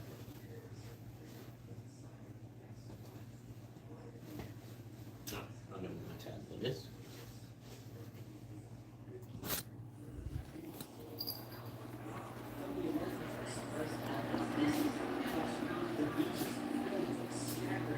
Ow.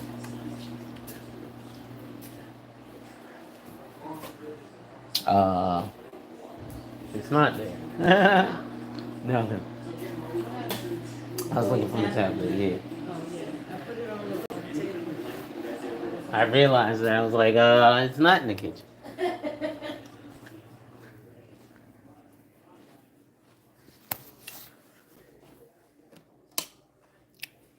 Ah.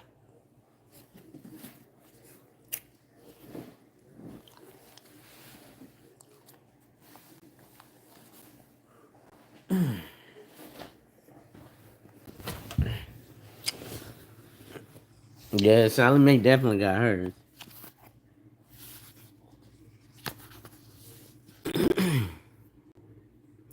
On my head. So, term insurance should always be purchased. I'm an absolute fan of buying term insurance. And if you possibly can, investing the difference. That's a great idea. It's how you invested that matters. So, pull up my tablet here.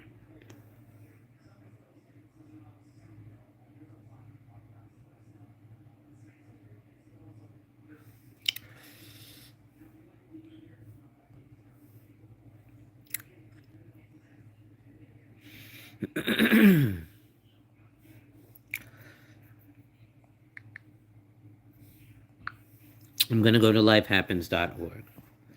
Okay. So, as you can see here, oh wow, I didn't know I could do that. Lifehappens.org. Life insurance is for everyone. Right? So now I'm going to go to their calculators.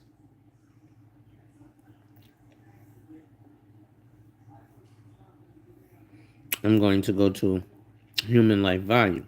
And as you can see here, lifehappens.org, human life value calculator. And it has a slot for you to put in your numbers. So let's read what it says.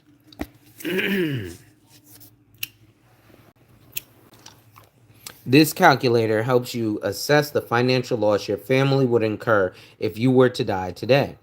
It provides only a rough estimate of your human life value, which can factor into how much insurance you need.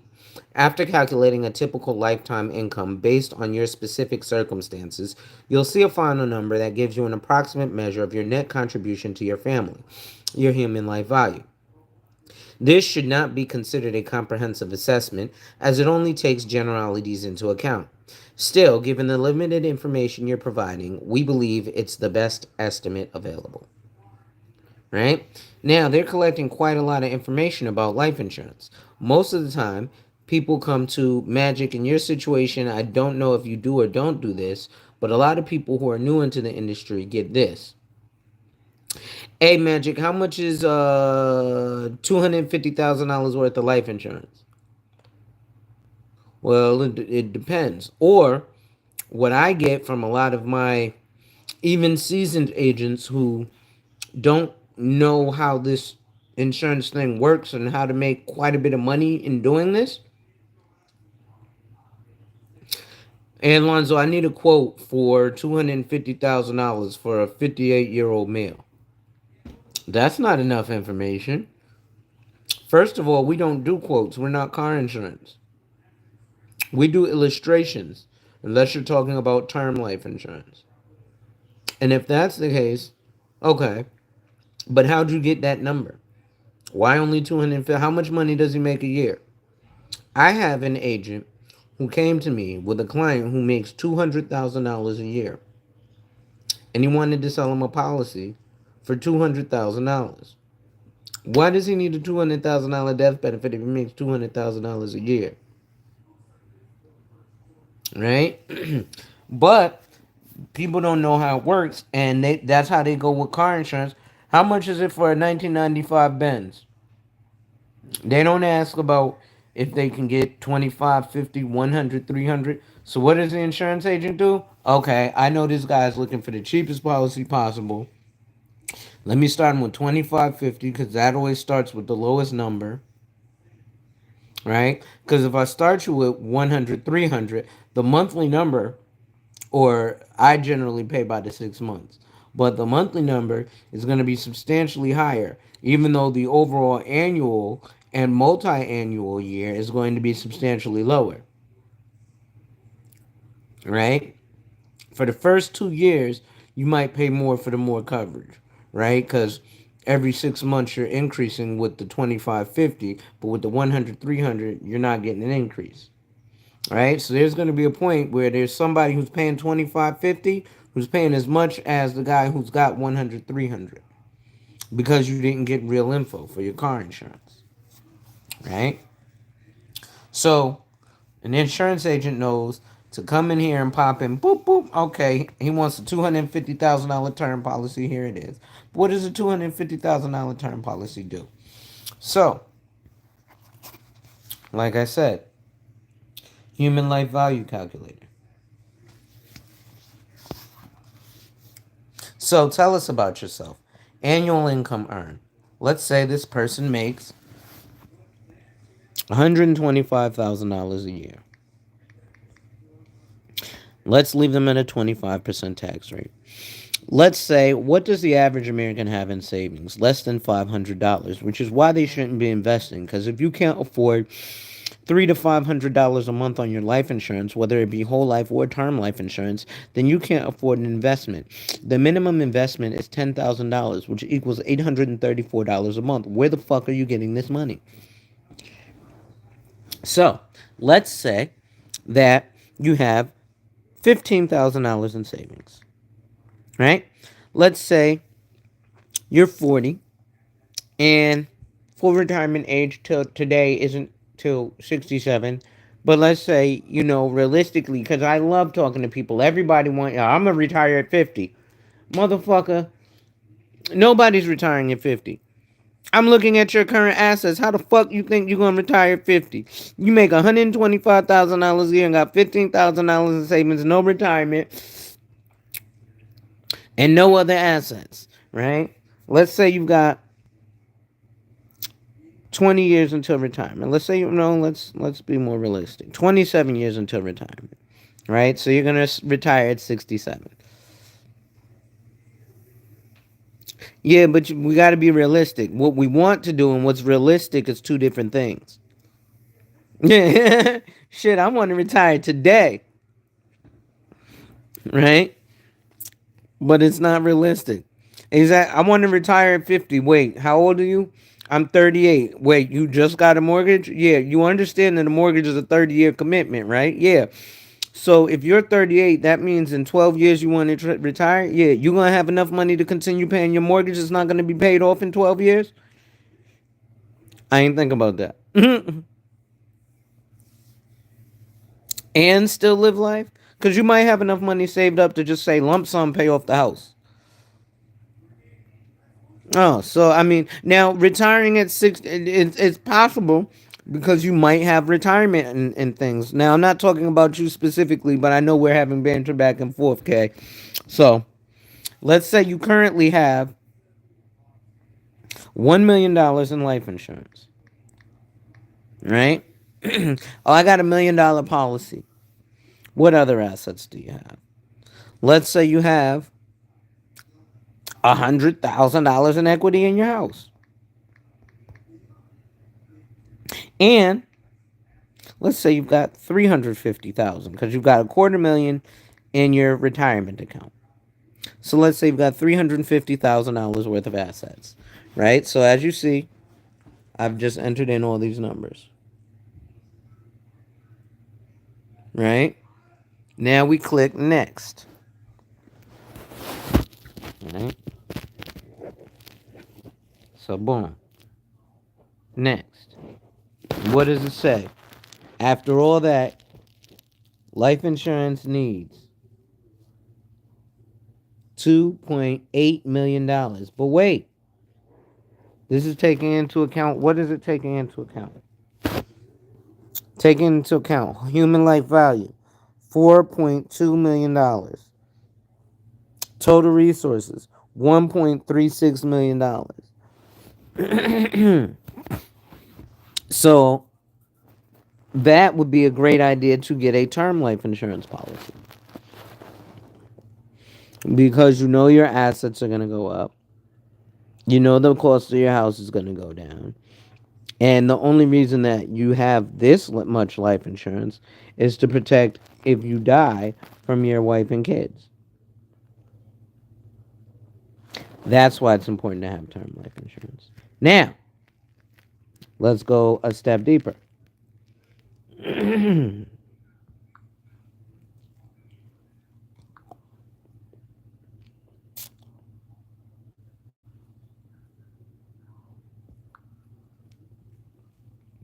I'm logging in.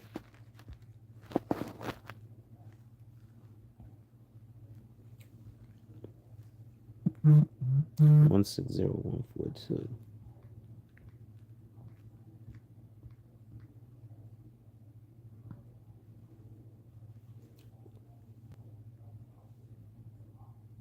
Oh my God.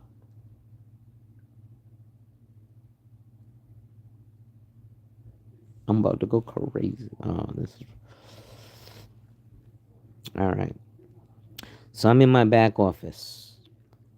So I'm gonna do something.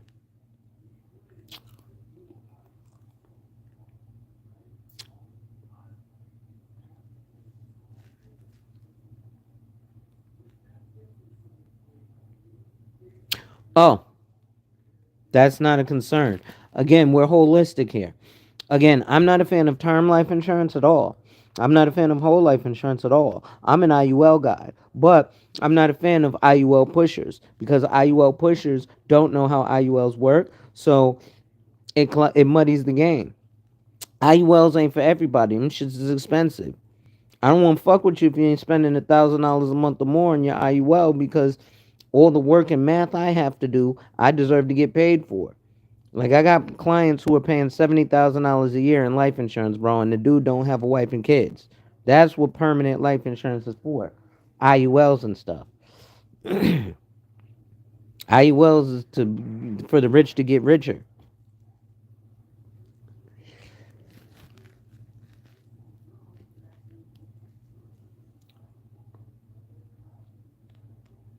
Golem, I could use a video editor if I was consistent enough. But it's a good thing you shot your shot. I'll keep in. I'll tell you what. Stay in contact,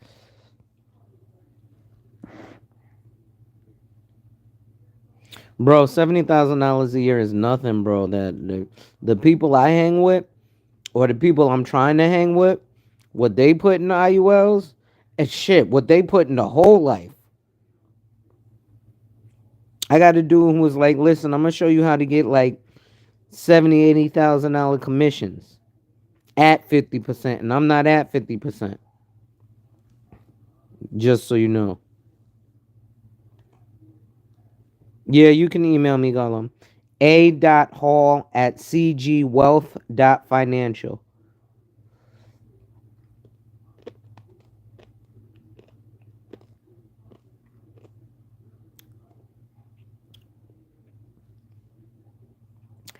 I'm opening up my back office right quick, and I'm going to do an illustration for this guy.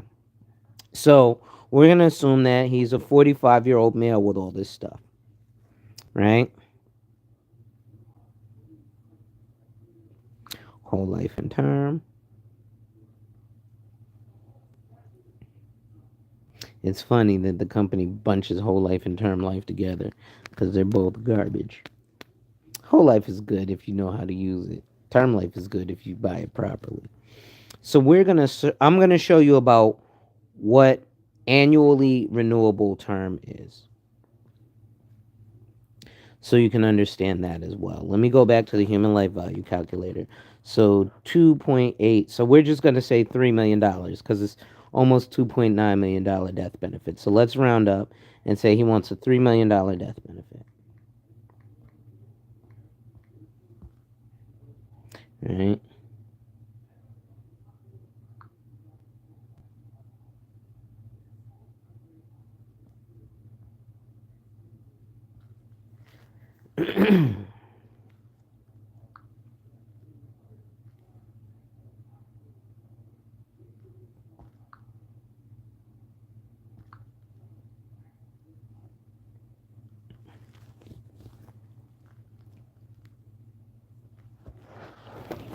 So this is a term life illustration.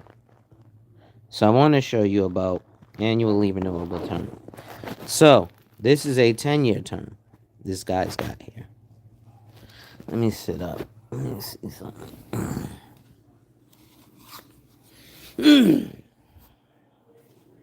I need somewhere to sit.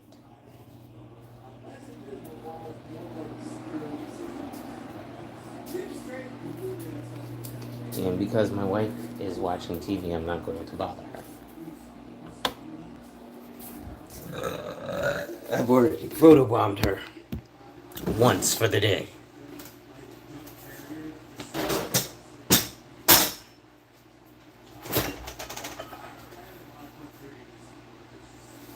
Jello.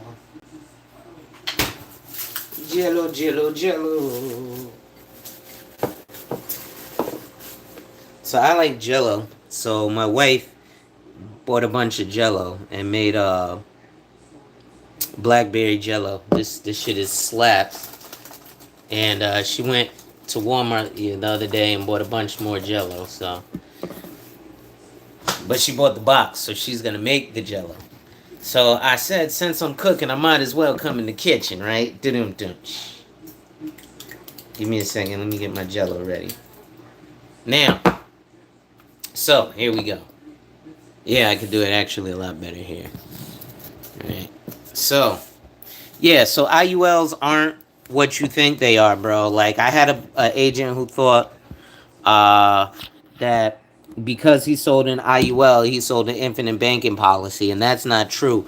First of all, infinite banking was set up for whole life, not IULs. Now, the problem is IULs are better for infinite banking as of today. The thing that he didn't compare, he compared whole life to universal life, and universal life is garbage too. Indexed universal life is good, but term life insurance, right? Again, we're looking at a $3 million policy. It's going to be $3,500 a year, right? For a 10-year term. It's going to be. Hold on. Why did this give me 15? Mm-mm. This gave me the wrong thing.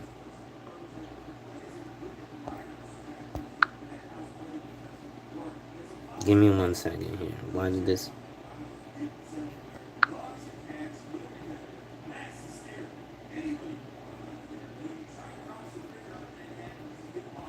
Okay. Let's see now. Here we go.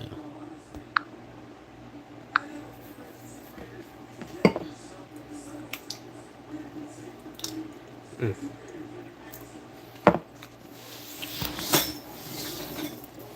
Okay.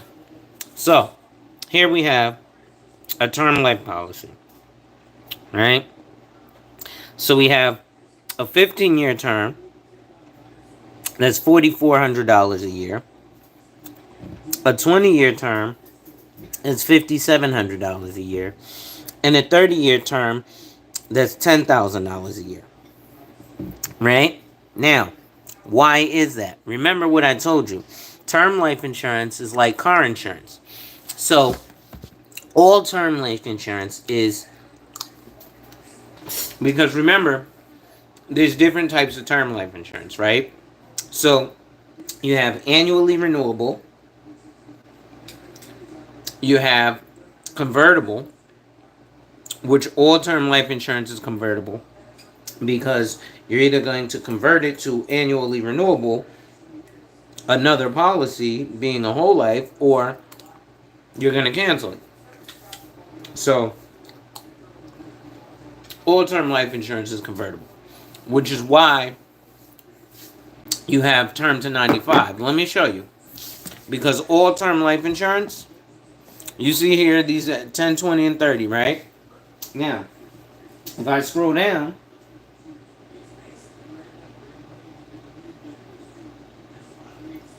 you'll see here that it runs all the way down to what's that? Age 95. Or technically here, age 94. Because by 95, you're out of your term. So when those Primerica people tell you, hey, term to 95, we're the only people who have it. No, they're not. They're the only people who advertise that you can keep your term insurance policy until you're 95. They're the only people who told the truth about the fact that term insurance can be till you're 95. Because most people will tell you, you can only get a 10, 20, or 30-year term. That's not true. I can get term insurance until the day I'm 95. Right? Now again, I'm not a fan of term insurance. Do I think everybody should have it? Yes. For situations like this. Now, let's go back to the numbers. Right? So,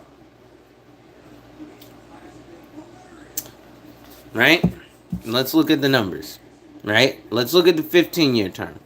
So it's $4,400 a year. After 10 years, you paid $44,000. Right? So, and this is why there's no such thing as self-insuring, right? Because after 10 years, you paid $44,000, and if you died, you would have left your family $44,000, right? That they'd have had to pay tax on. Or with life insurance, you leave them $3 million that they don't have to pay tax on, right? Now, and this is just with term life insurance. So I'm not even being a proponent of any specific life insurance. I'm just being a proponent of life insurance. Because I guarantee you, if properly structured, even with a whole life insurance policy, you wouldn't, if you paid $44,000 into it over the course of 10 years, you'd have substantially larger death benefit than $44,000. Like I said, if properly structured. So now, right? Let's go up. Because this is a 15-year term. Right? So, At the end of 15 years, it stops being $4,400 a year. Well, what happened? Well, your term ended. So now, like car insurance, it converts to an annually renewable term. You see here, right? When 4,400, and then what happens at age 60? You get to keep the policy, but if you can see here at age 60, right? That number goes from 4,400 to what? $60,053, right? And then at age 61, it goes from 60,000 to 66,000. And then at age 62, it goes from 66,000 to 73. And then at age 63, it goes from 73 to 82. And then at age 64, it goes from 82 to 91. So over the course of 20 years, you ended up spending $440,000 for $3 million worth of coverage. Or you could have elected to just get the more expensive upfront 20-year term, right? So with the more expensive upfront 20-year term, it would have been $57.50 a year, right? But now let's scroll up.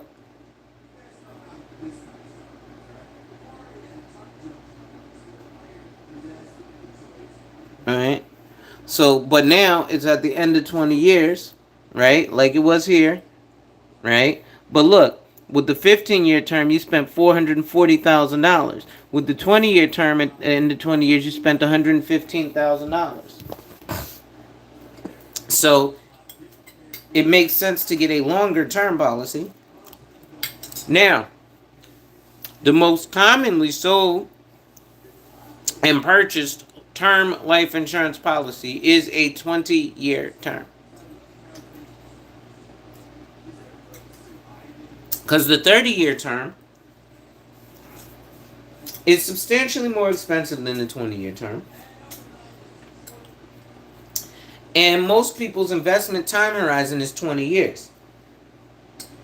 So it makes sense that the most commonly sold term life insurance policy would be a 20-year term. See, this is the real shit that them bullshit investment people can't tell you about. Buy term, invest the rest. Why? Why do I buy a 20-year term? Oh, because the average investment time horizon is 20 years. Not because you over 20 years you can self-insure and all this bullshit. But them motherfuckers don't know. I might go on and beat a motherfucker at their own shit. And be like, hey, one of you Primerica niggas, can you tell me why the most commonly sold term policy is a 20-year term? I can.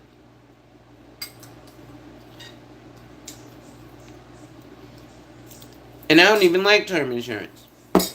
But I can tell you why it is what it is. The 20-year time frame of of term life insurance happens to line up with the 20-year investment time horizon people have, where they think, look, because most people get into investment and stuff around 40 to 45, between 40 and 50. More people get into investing and shit at around 50. So there's a 20-year time horizon.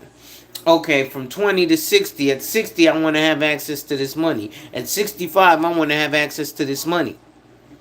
Most people start getting serious about insurance investment and retirement in their 40s. Why? Because now most people have responsibilities like a wife and kids and shit. A mortgage, a car payment and shit. Right? Now they're like, oh shit, I got shit I gotta keep. Now I gotta do shit. I got shit that I care about. I want to leave something to. Shit. I like having this shit. I want to have this shit when I get older. You know what? Now that I'm older, and I know that the world don't end when you turn 25. The world don't end when you turn 30. So I'm going to be here. If you're younger, if you're around my age, if you're in your 40s right now, you know it's on Money, Power, Respect by Sheik Luch. What do you say? And save for the future. Because you figure you're going to be older way longer than you're going to be younger. But we wasn't listening. Because everybody wanted to hear that ratchet shoot 'em up, gang, gang, I sell cocaine shit.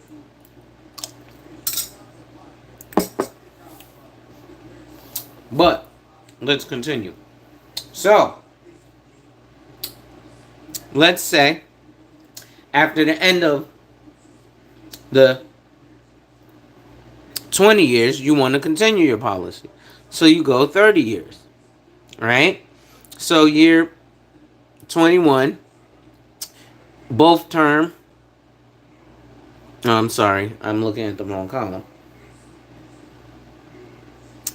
At the end of year 21, both the 10 and 20-year term, you're going to pay 101. And then simultaneously, the rates will be exactly the same. But had you started off with the 10-year term, you would have paid more over the course of 30 years than with the 20-year term. Now, if we continue here,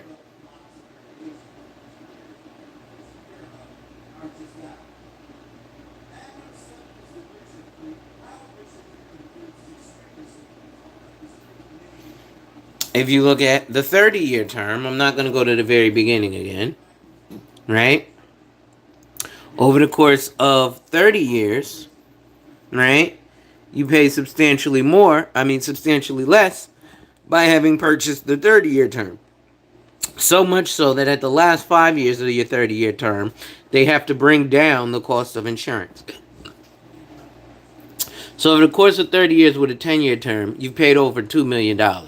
Over the course of 30 years with a 20-year term, or with a 15-year term, you've paid over $2 million. 20-year, you've paid over almost $2 million. With the course of 30 years and a 30-year term, for $3 million, you put 10% down, or you've paid an average of $10,000 a year.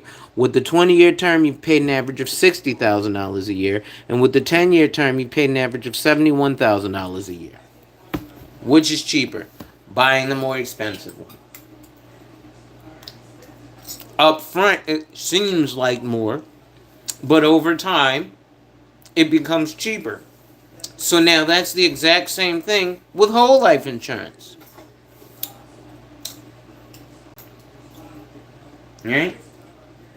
Up front, it seems like more, but over the course of time, you get some value from it. So, for this particular guy,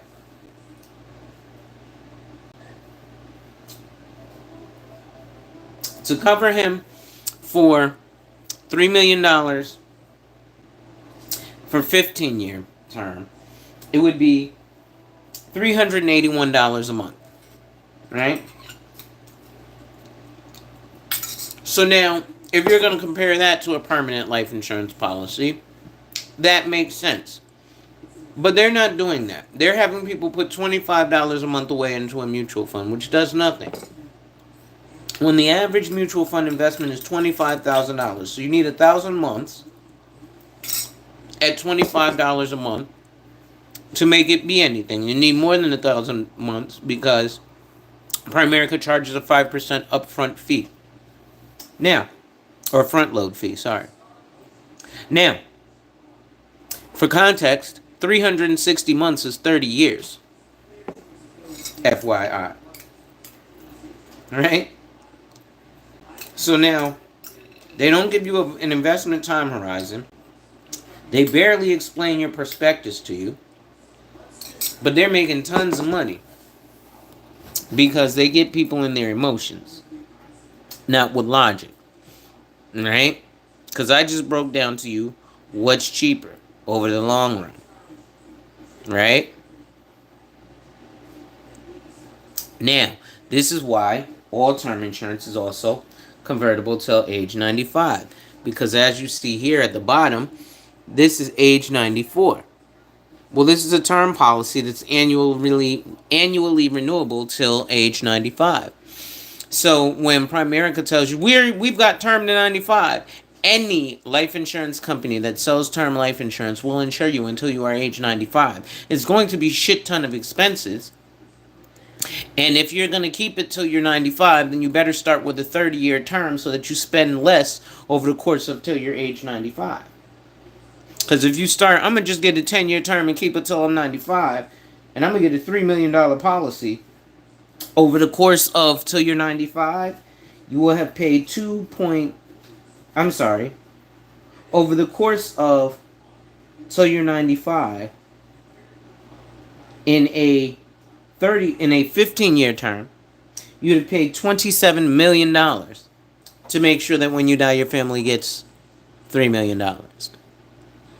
If you live till 95 and you had a 20-year term, you would have paid $26 million to make sure that when you die, your family gets $3 million. And if you would have started with a 30-year term, at the end of 50 years, when you turn 95, you would have paid $25 million to make sure that when your family dies, you get, they get, I mean, that when you die, your family gets $3 million.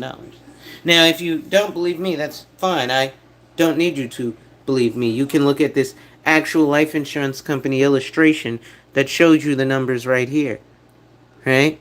And then it shows you what your annual average is. That's the number underneath. So the very bottom number right here, right? Hold on, I'm on the wrong side of the screen. So this, here we go. So, okay, I gotta do it like this. So this number here is what you've paid total. This number here is your annual average. So over the course of 50 years, for a $3 million death benefit, if you would have started with a 15-year term, you paid $27 million. If you would have started with a 20-year term, you paid $26 million. If you would have started with a 30-year term, you'd have paid $25 million. Right? So don't believe me, that's all on paper. So what they tell you is lies about term insurance being cheaper. Yes, it is cheaper up front, but in the long run, it's substantially more expensive. And if you're looking to live to 95, oh, just get something that's going to give you 10% return. What's your investment time horizon? Are you putting $25 a month? Because I, as the investment advisor, would make a shit ton of money if I get 250 people to give me $25 a month that I get 5% off of in perpetuity up front. Alright, so I'm going to get 250 people to give me $5. And then keep that going because I'm going to get people to recruit. Buy a term investor, and I'm going to get the commission from them buying the term policy.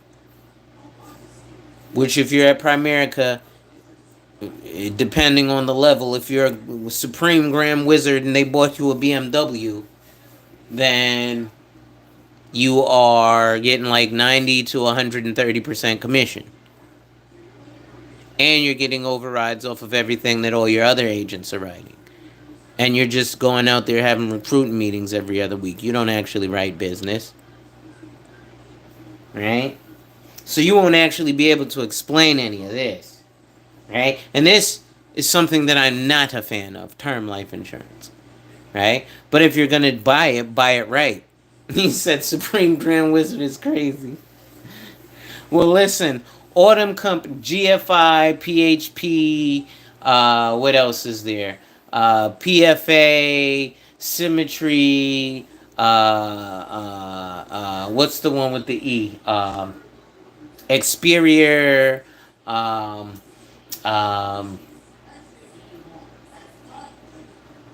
like FFL, Senior Life Group, all of that. They all got Supreme Grand Wizards, bro. They're all, and a lot of those companies are LOA. So LOA means line of authority. So if anybody makes you have to do something extra to get your commissions, or well, we know you wrote the business through Mutual of Omaha. We know you wrote the business through National Life Group. We know you wrote the business through Columbia Financial Group, which is no longer around. We know you wrote the business through Athene. Right? I know a lot of these carriers. We know you wrote the business through Prudential. Right? Well, you then have to go into their back office and show that, well, I wrote this, it's for this much, blah, blah, blah. Well, that's called line of authority. So when they tell you can keep your book of business, they're lying to you because the insurance company pays me directly. Every carrier that I have a contract with, Emeritus, Mass Mutual, Illinois Mutual, who else? Lincoln Financial Group, Order of the Royal Arcanum. The fuck, there's a couple more, but I can't think of them. But anyway, I get paid directly from those carriers. Prudential, I get paid directly from those carriers. Right?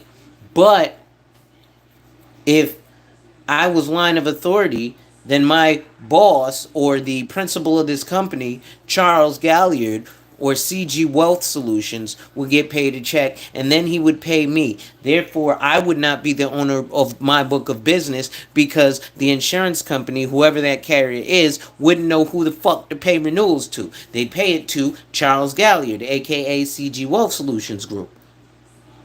And then he pays me. Because that's how I got paid by Experior. From EFG, Experior Financial Group, which means there's no possibility of you actually releasing my book of business to me, because otherwise I wouldn't have to sign line of authority. I'd sign direct to the carrier. But that's also a good thing, because now when you break your relationship with them, you can go direct to the carrier yourself.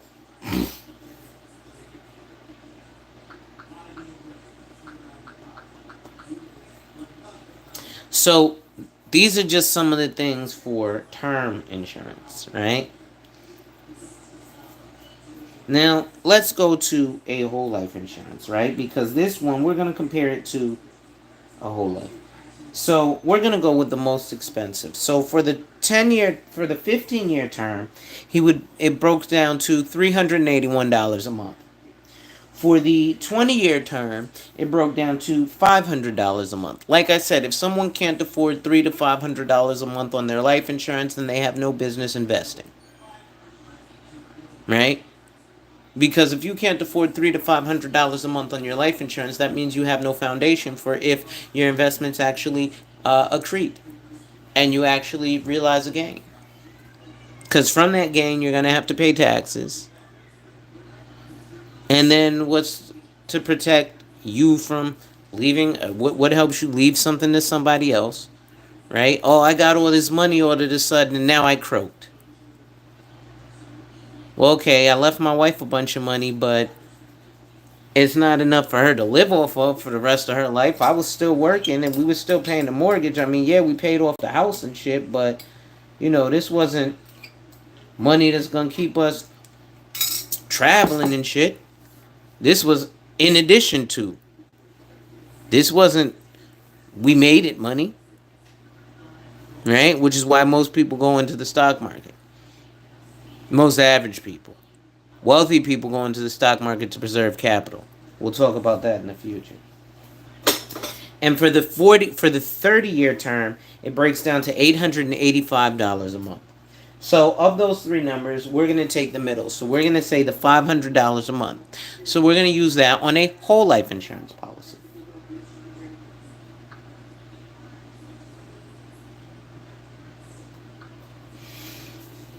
I hope my shit didn't time out.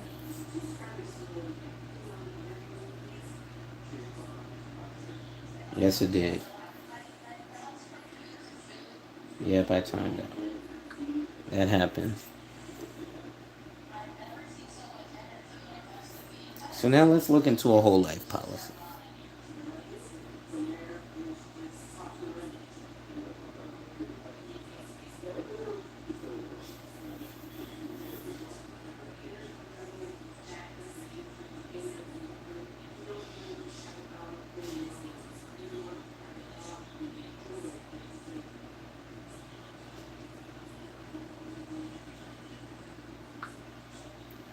Now, whole life insurance is set up depending on the product you have because there's different types of, like I said, there's different types of term. There's different types of whole life too.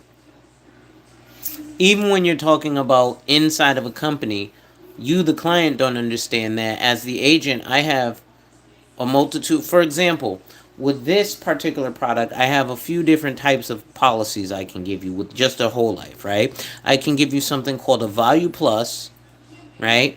An Access, or a Growth, right? So depending on the conversation that we have it determines on how I give you a whole life illustration, right? Because if I give you, like, for example, with term life insurance, it's supposed to just be the cheapest thing only. So our option here for term life is only a value plus, right? But our option here for whole life is value plus, meaning yes, it's a whole life, but it's not going to really build up a whole bunch of cash value because it's meant to be the cheapest whole life policy for the most death benefit, right? Then you can get something like the access. So this one is a little more expensive for the same death benefit, but it gives you the ability to grow cash value a little more. But your idea is you want to access this money within a certain time period. So you want to have access to it. So it's built to aggressively grow the cash value in a way that you can access it sooner than later.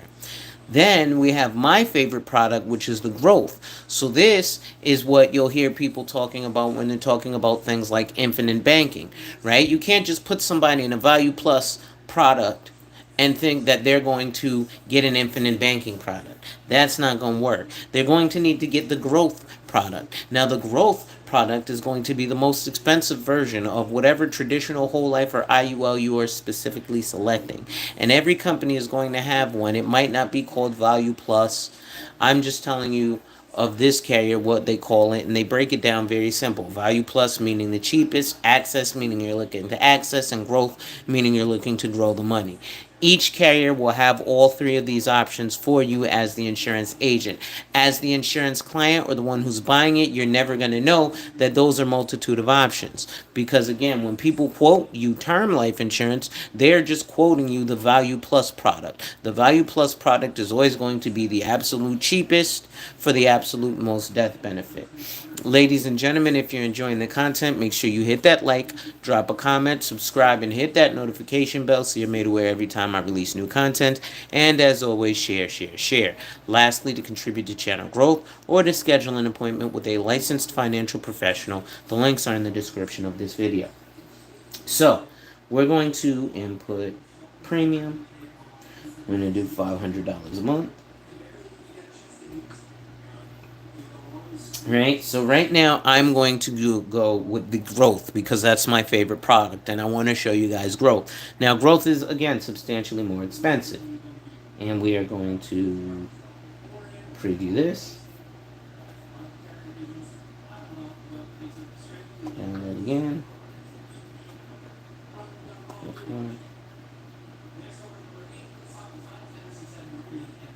Okay, so now, as you'll see, this is a whole life, growth whole.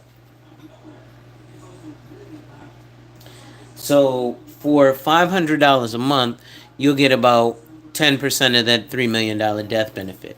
Remember, for the term, we went for a $3 million death benefit, right? But now, if we're going to buy a term and invest the rest. So we're spending $500 a month on our term, and we're going to invest the rest. So investing the rest is exactly what I spent on my term. I'm going to invest it. So we're going to put that in a whole life policy. So we're going to spend $500 a month on a traditional whole life with a death benefit of $288,000. Now, here's the thing. At the end of 10 years, I've paid $60,000 into that whole life policy.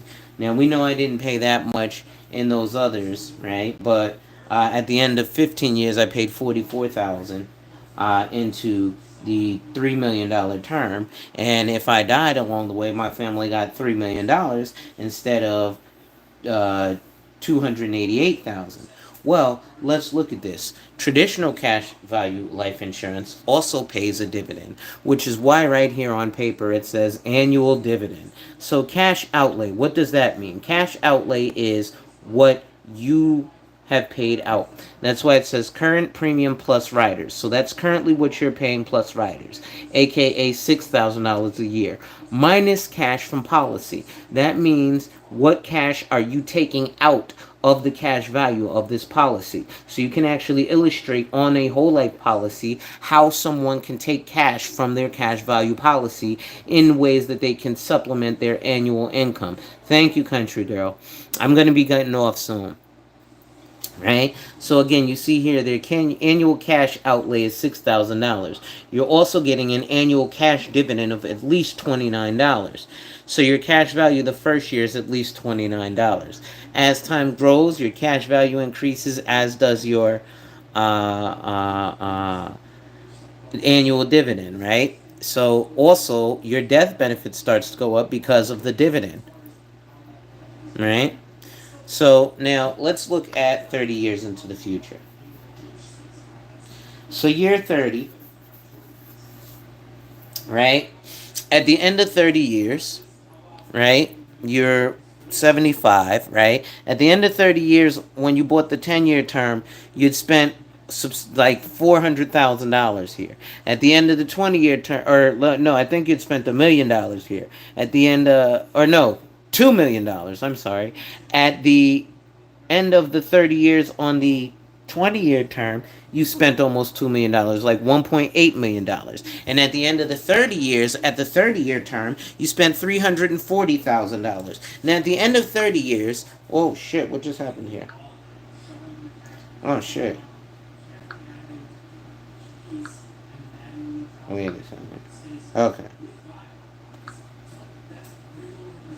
At the end of 30 years, on this same policy, right? At the end of 30 years, you spent $180,000 out of your pocket. But you've also got cash value. What's your cash value? Your cash value in this policy at the end of 30 years is $286,000, right? 286. Oh no, where's my finger? I can't see my finger. Oh, here we go. So it's $286,000, right? Right there.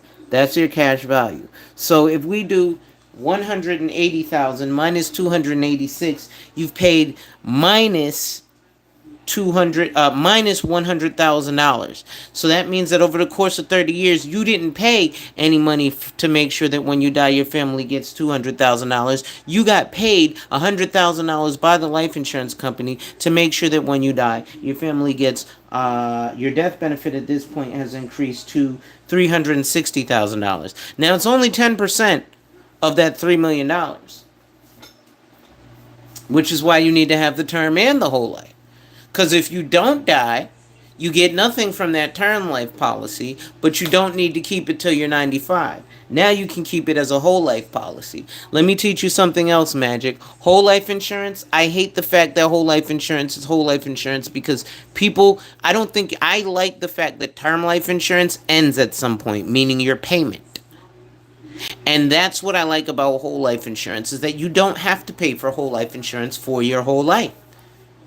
You can stop paying for it. And you don't have to die. And you can stop paying for it. And it doesn't lapse your policy or eat at your cash value. But you have to know either what you're getting or the agent has to know what you're getting. Right? So, and if I go to 95 here, at 95, you've got an $800,000 death benefit, and you've got $724,000 worth of cash value. So why would I put X amount of dollars a month into a term life insurance policy? Oh, because it makes you more money when you then make me waste $25 a month on a mutual fund too. Yeah, buy term and invest the rest. Get something that's gonna. You're getting people. Here's the thing: Primericans will say, "Well, my clients aren't in a position to need all this life insurance," but you tell them to invest. Yeah, are your clients in a position to have the risk tolerance to invest? If they're not in a position to need millions of dollars worth of death benefit?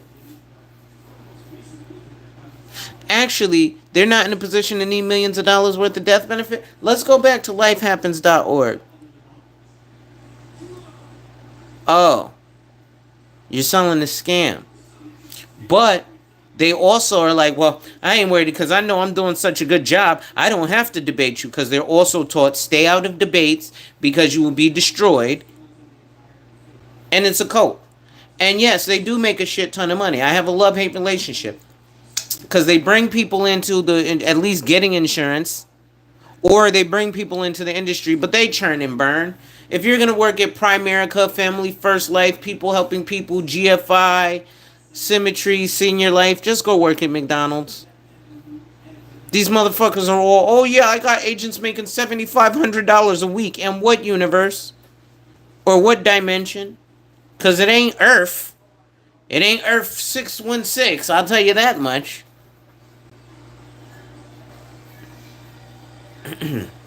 Now, if we look at my favorite product, which is the IUL,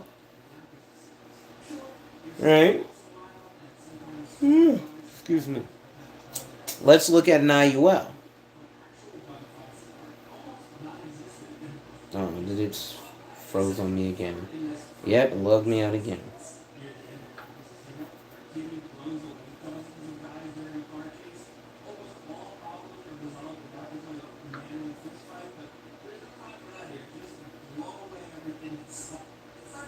All right, let's go one more time.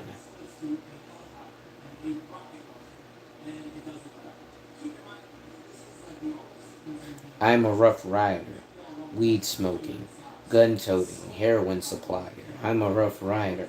On the low, dog. No phone calls. Got my shit wired.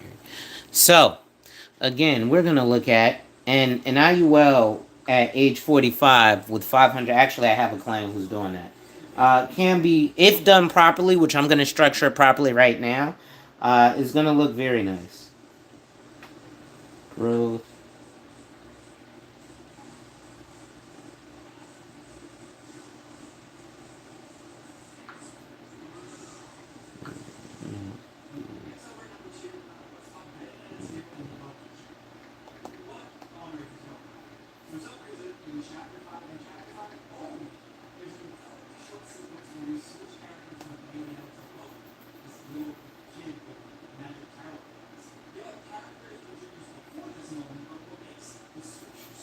Right, so now I see you're a fan of whole life. I'm going to show you a properly structured IUL at $500 a month. So we did them all. We did the term, $3 million death benefit, $500 a month.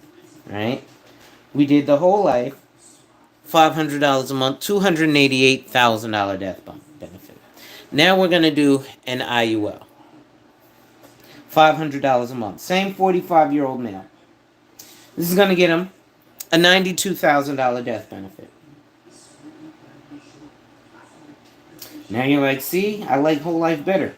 Nah, let's take a look at that. So, year one, right? So, out of his pocket comes that same $6,000, right? At the end of year one, he's got $2,600 worth of cash value. His death benefit is $97,000. Hold on, I just realized y'all can't see what I'm pointing to. Okay, here we go. So, I'm going to use this because it's easier. So, we're not going to look at this column. This is if the insurance company loses money. This is an alternative. This right here is the real thing. So it's growing at a 5.92% compound interest rate, by the way. So, end of first year, his cash account value is $4,000. That's if he borrows against, right? And if he cancels the policy, he'll get back $2,600. Mind you, he just paid $6,000 and basically has access to borrow $5,000. And his death benefit grew. Now, at the end of 10 years, he's put in $58,000. Right? I'm sorry, that's his cash surrender value. At the end of 10 years, he's put in $60,000, but he's got a death benefit of $157,000. His account value is $64,000, and his surrender value is $64,000. So technically, at the end of 10 years, he got paid $4,000 to make sure that when he dies, his family gets $157,000, because the death benefit seems to keep going up. So let's look here at the end of 30 years. So at the end of 30 years, out of his pocket, well, just like the whole life, or the whole life that I'm not a fan of, he came out of his pocket that same $180,000. However, now His death benefit is 485,000, and he's got a cash value of 392,000, substantially demolishing the traditional whole life policy. Right? So when you get a properly structured IUL, it demolishes everything. And that's why I'm not a fan of whole life. Now, the problem is that a lot of agents don't know how to structure an IUL. And generally what you'll see is this.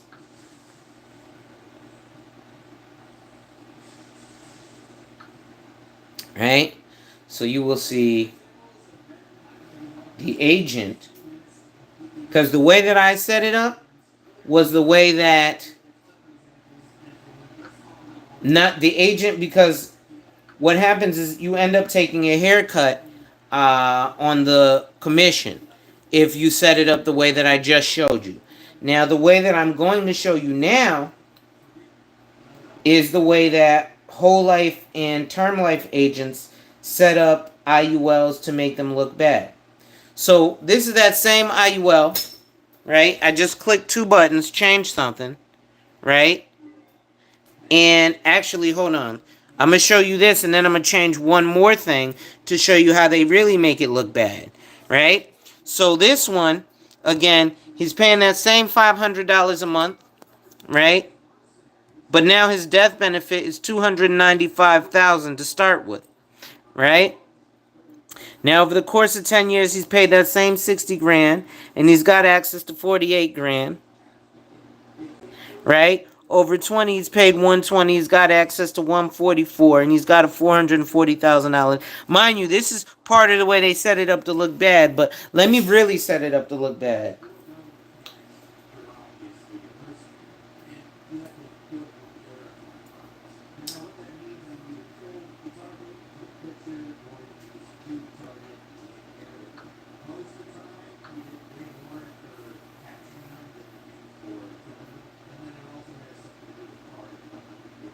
This is why I get frustrated when people don't fuck with me, because I'm not that agent who's just an expert on my thing, right? I can argue the point against an IUL.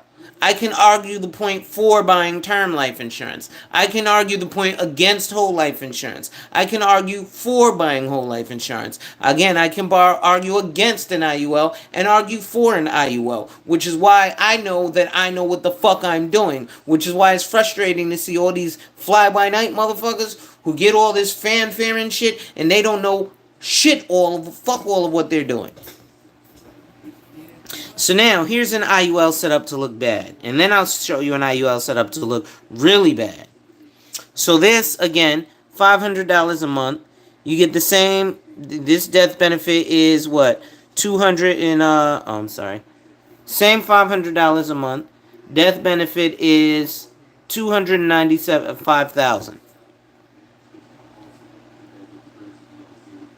Oh, here's another reason why I like IULs over whole life. Something called guaranteed lifetime income rider. So on a IUL, you can actually guarantee an income for life. So if this person at age 55, when they have $49,000 worth of cash value in their policy, they could call the insurance company and say, trigger my lifetime income. I want you to pay me $233 a month every month until the day I die. Right? Those are some of the features and benefits of life insurance. But this policy is set up to be bad. So let me show you a bad IUL. Alright? Why the fuck does this one not look bad? Okay. So I'm trying to show you guys a bad looking IUL, and I'm going to make it look really bad. No, this is not a joint and survivor policy. I don't sell joint policies. Everyone gets their own policy, like everybody gets, Oh, you're talking about the lifetime income? No. That's single life only, I believe. So now this one, right? 10 years, you spent 60 grand. At the end of the 10 years, you've got a cash surrender value of 48 grand. At the end of 20, you spent a buck 20. You got a cash surrender value of 151. Something looks off here. This one is still too robust. Why is this so robust? This is supposed to look bad. Option A. Well, see, so $500 a month is actually with a whole life, a term life, or a IUL is a reasonable premium that will actually do something. If you want a big death benefit, $500 a month on a term life. If you want the whole life guarantee, $500 a month on a whole life, but you're gonna get a lesser death benefit. If you want more features and benefits and things like flexibility of premium, $500 a month on an IUL. Now let me make this IUL look bad.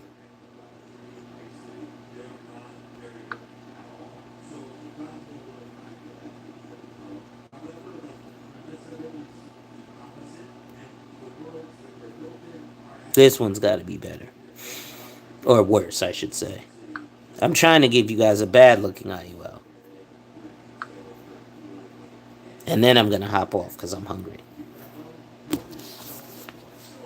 So again, this is going to be the bad looking IUL. So this one for $500 a month will get you a $690,000 death benefit. Right? So now that's going to affect things like your lifetime income. Right? Because now all you need is $14,000 of cash value, but you're only going to get $68 a month for the rest of your life. Because when you're buying whole life insurance, it's the way that you buy it that depends. So see, this one has a bunch of zeros in the cash surrender value, right? So after the course of 10 years, you spent 60 grand in it, but at the end of 10 years, you've got 14 grand worth of cash value, but you've got a $690,000 death benefit. So again, the reason you buy life insurance matters too, right? People are telling you just to buy term life insurance because the number one purpose for life insurance is income replacement. But that's not the only purpose, right? That would be like saying, well, the only purpose of a pickup truck is to haul things around. Other than that, you shouldn't drive in a pickup truck unless you're going to haul things. Some people like pickup trucks. They just purchase a pickup truck and that's their daily driver. Right? Some people may say, you know, a bunch of stuff that doesn't make sense but sounds nice. Right? Buy term, invest the difference. Great idea. I think everybody should have term life insurance. If you're going to invest the difference, do it like this. I put $500 into a term and $500 into a permanent. Why? Because the $500 on term, I know I'm getting nothing from. That's for my family. The $500 in whole life is for me. That's what life insurance is for. How about if you want to be your own bank? Is that... Yes, it is a use case for life insurance. You can do infinite banking with either whole life or in indexed universal life. Most people cannot afford to become their own bank. Or not cannot, but will not afford to become their own bank. The average rule of thumb for starters is that you need to put whatever your age is plus a zero is the minimum premium that you should be paying. So if you're 25, the minimum premium you should be paying is $25 a month. If you're 45, the minimum premium you should be paying is $25. If you're 25, the minimum payment, your premium payment should be $250 a month.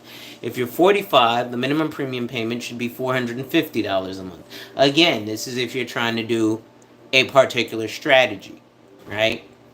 And that's, again, minimums, right? Because if you really want to become an infinite bank, you need to maximize.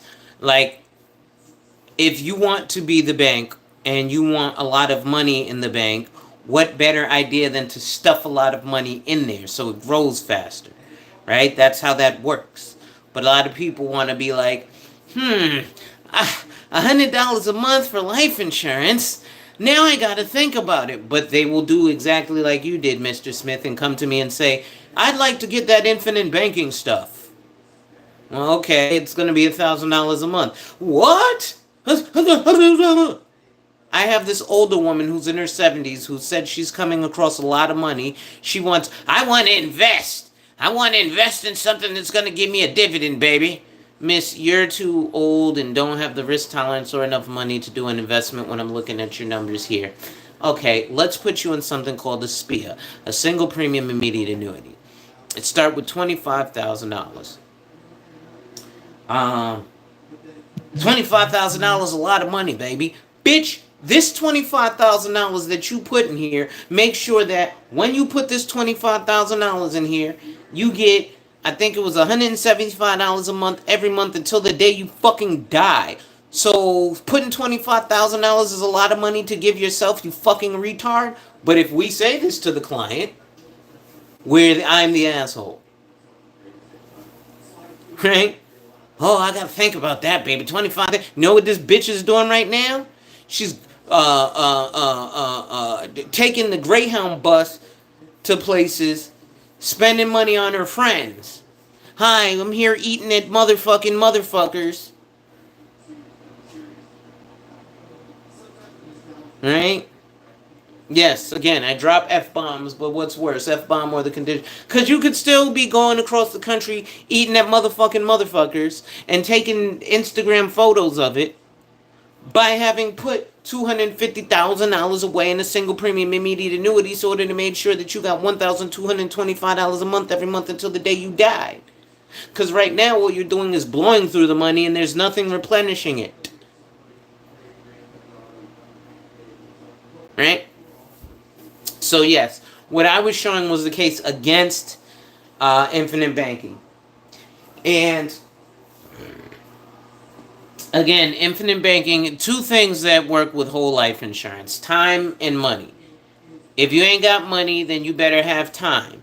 Meaning that as soon as 15 days old, you better start putting a life insurance policy on the kid and if they're 15 days old, put $150 a month into their life insurance policy. By the time they're college age, you'll be able to pay for a full ride for that motherfucker to go to Yale. And you don't have to pay for it for their whole life. You can pay for it for 15 years. You know what? You're born, I'm going to pay $150 a month for 15 years. When you're 15, I'm going to stop paying for it. And if you decide to go to college in the next 3 years, there's your college fund. I ain't have to start no Section 529. Oh, yeah, Section 529, that's not a product, that's a tax code. Just like 7702, life insurance, tax codes.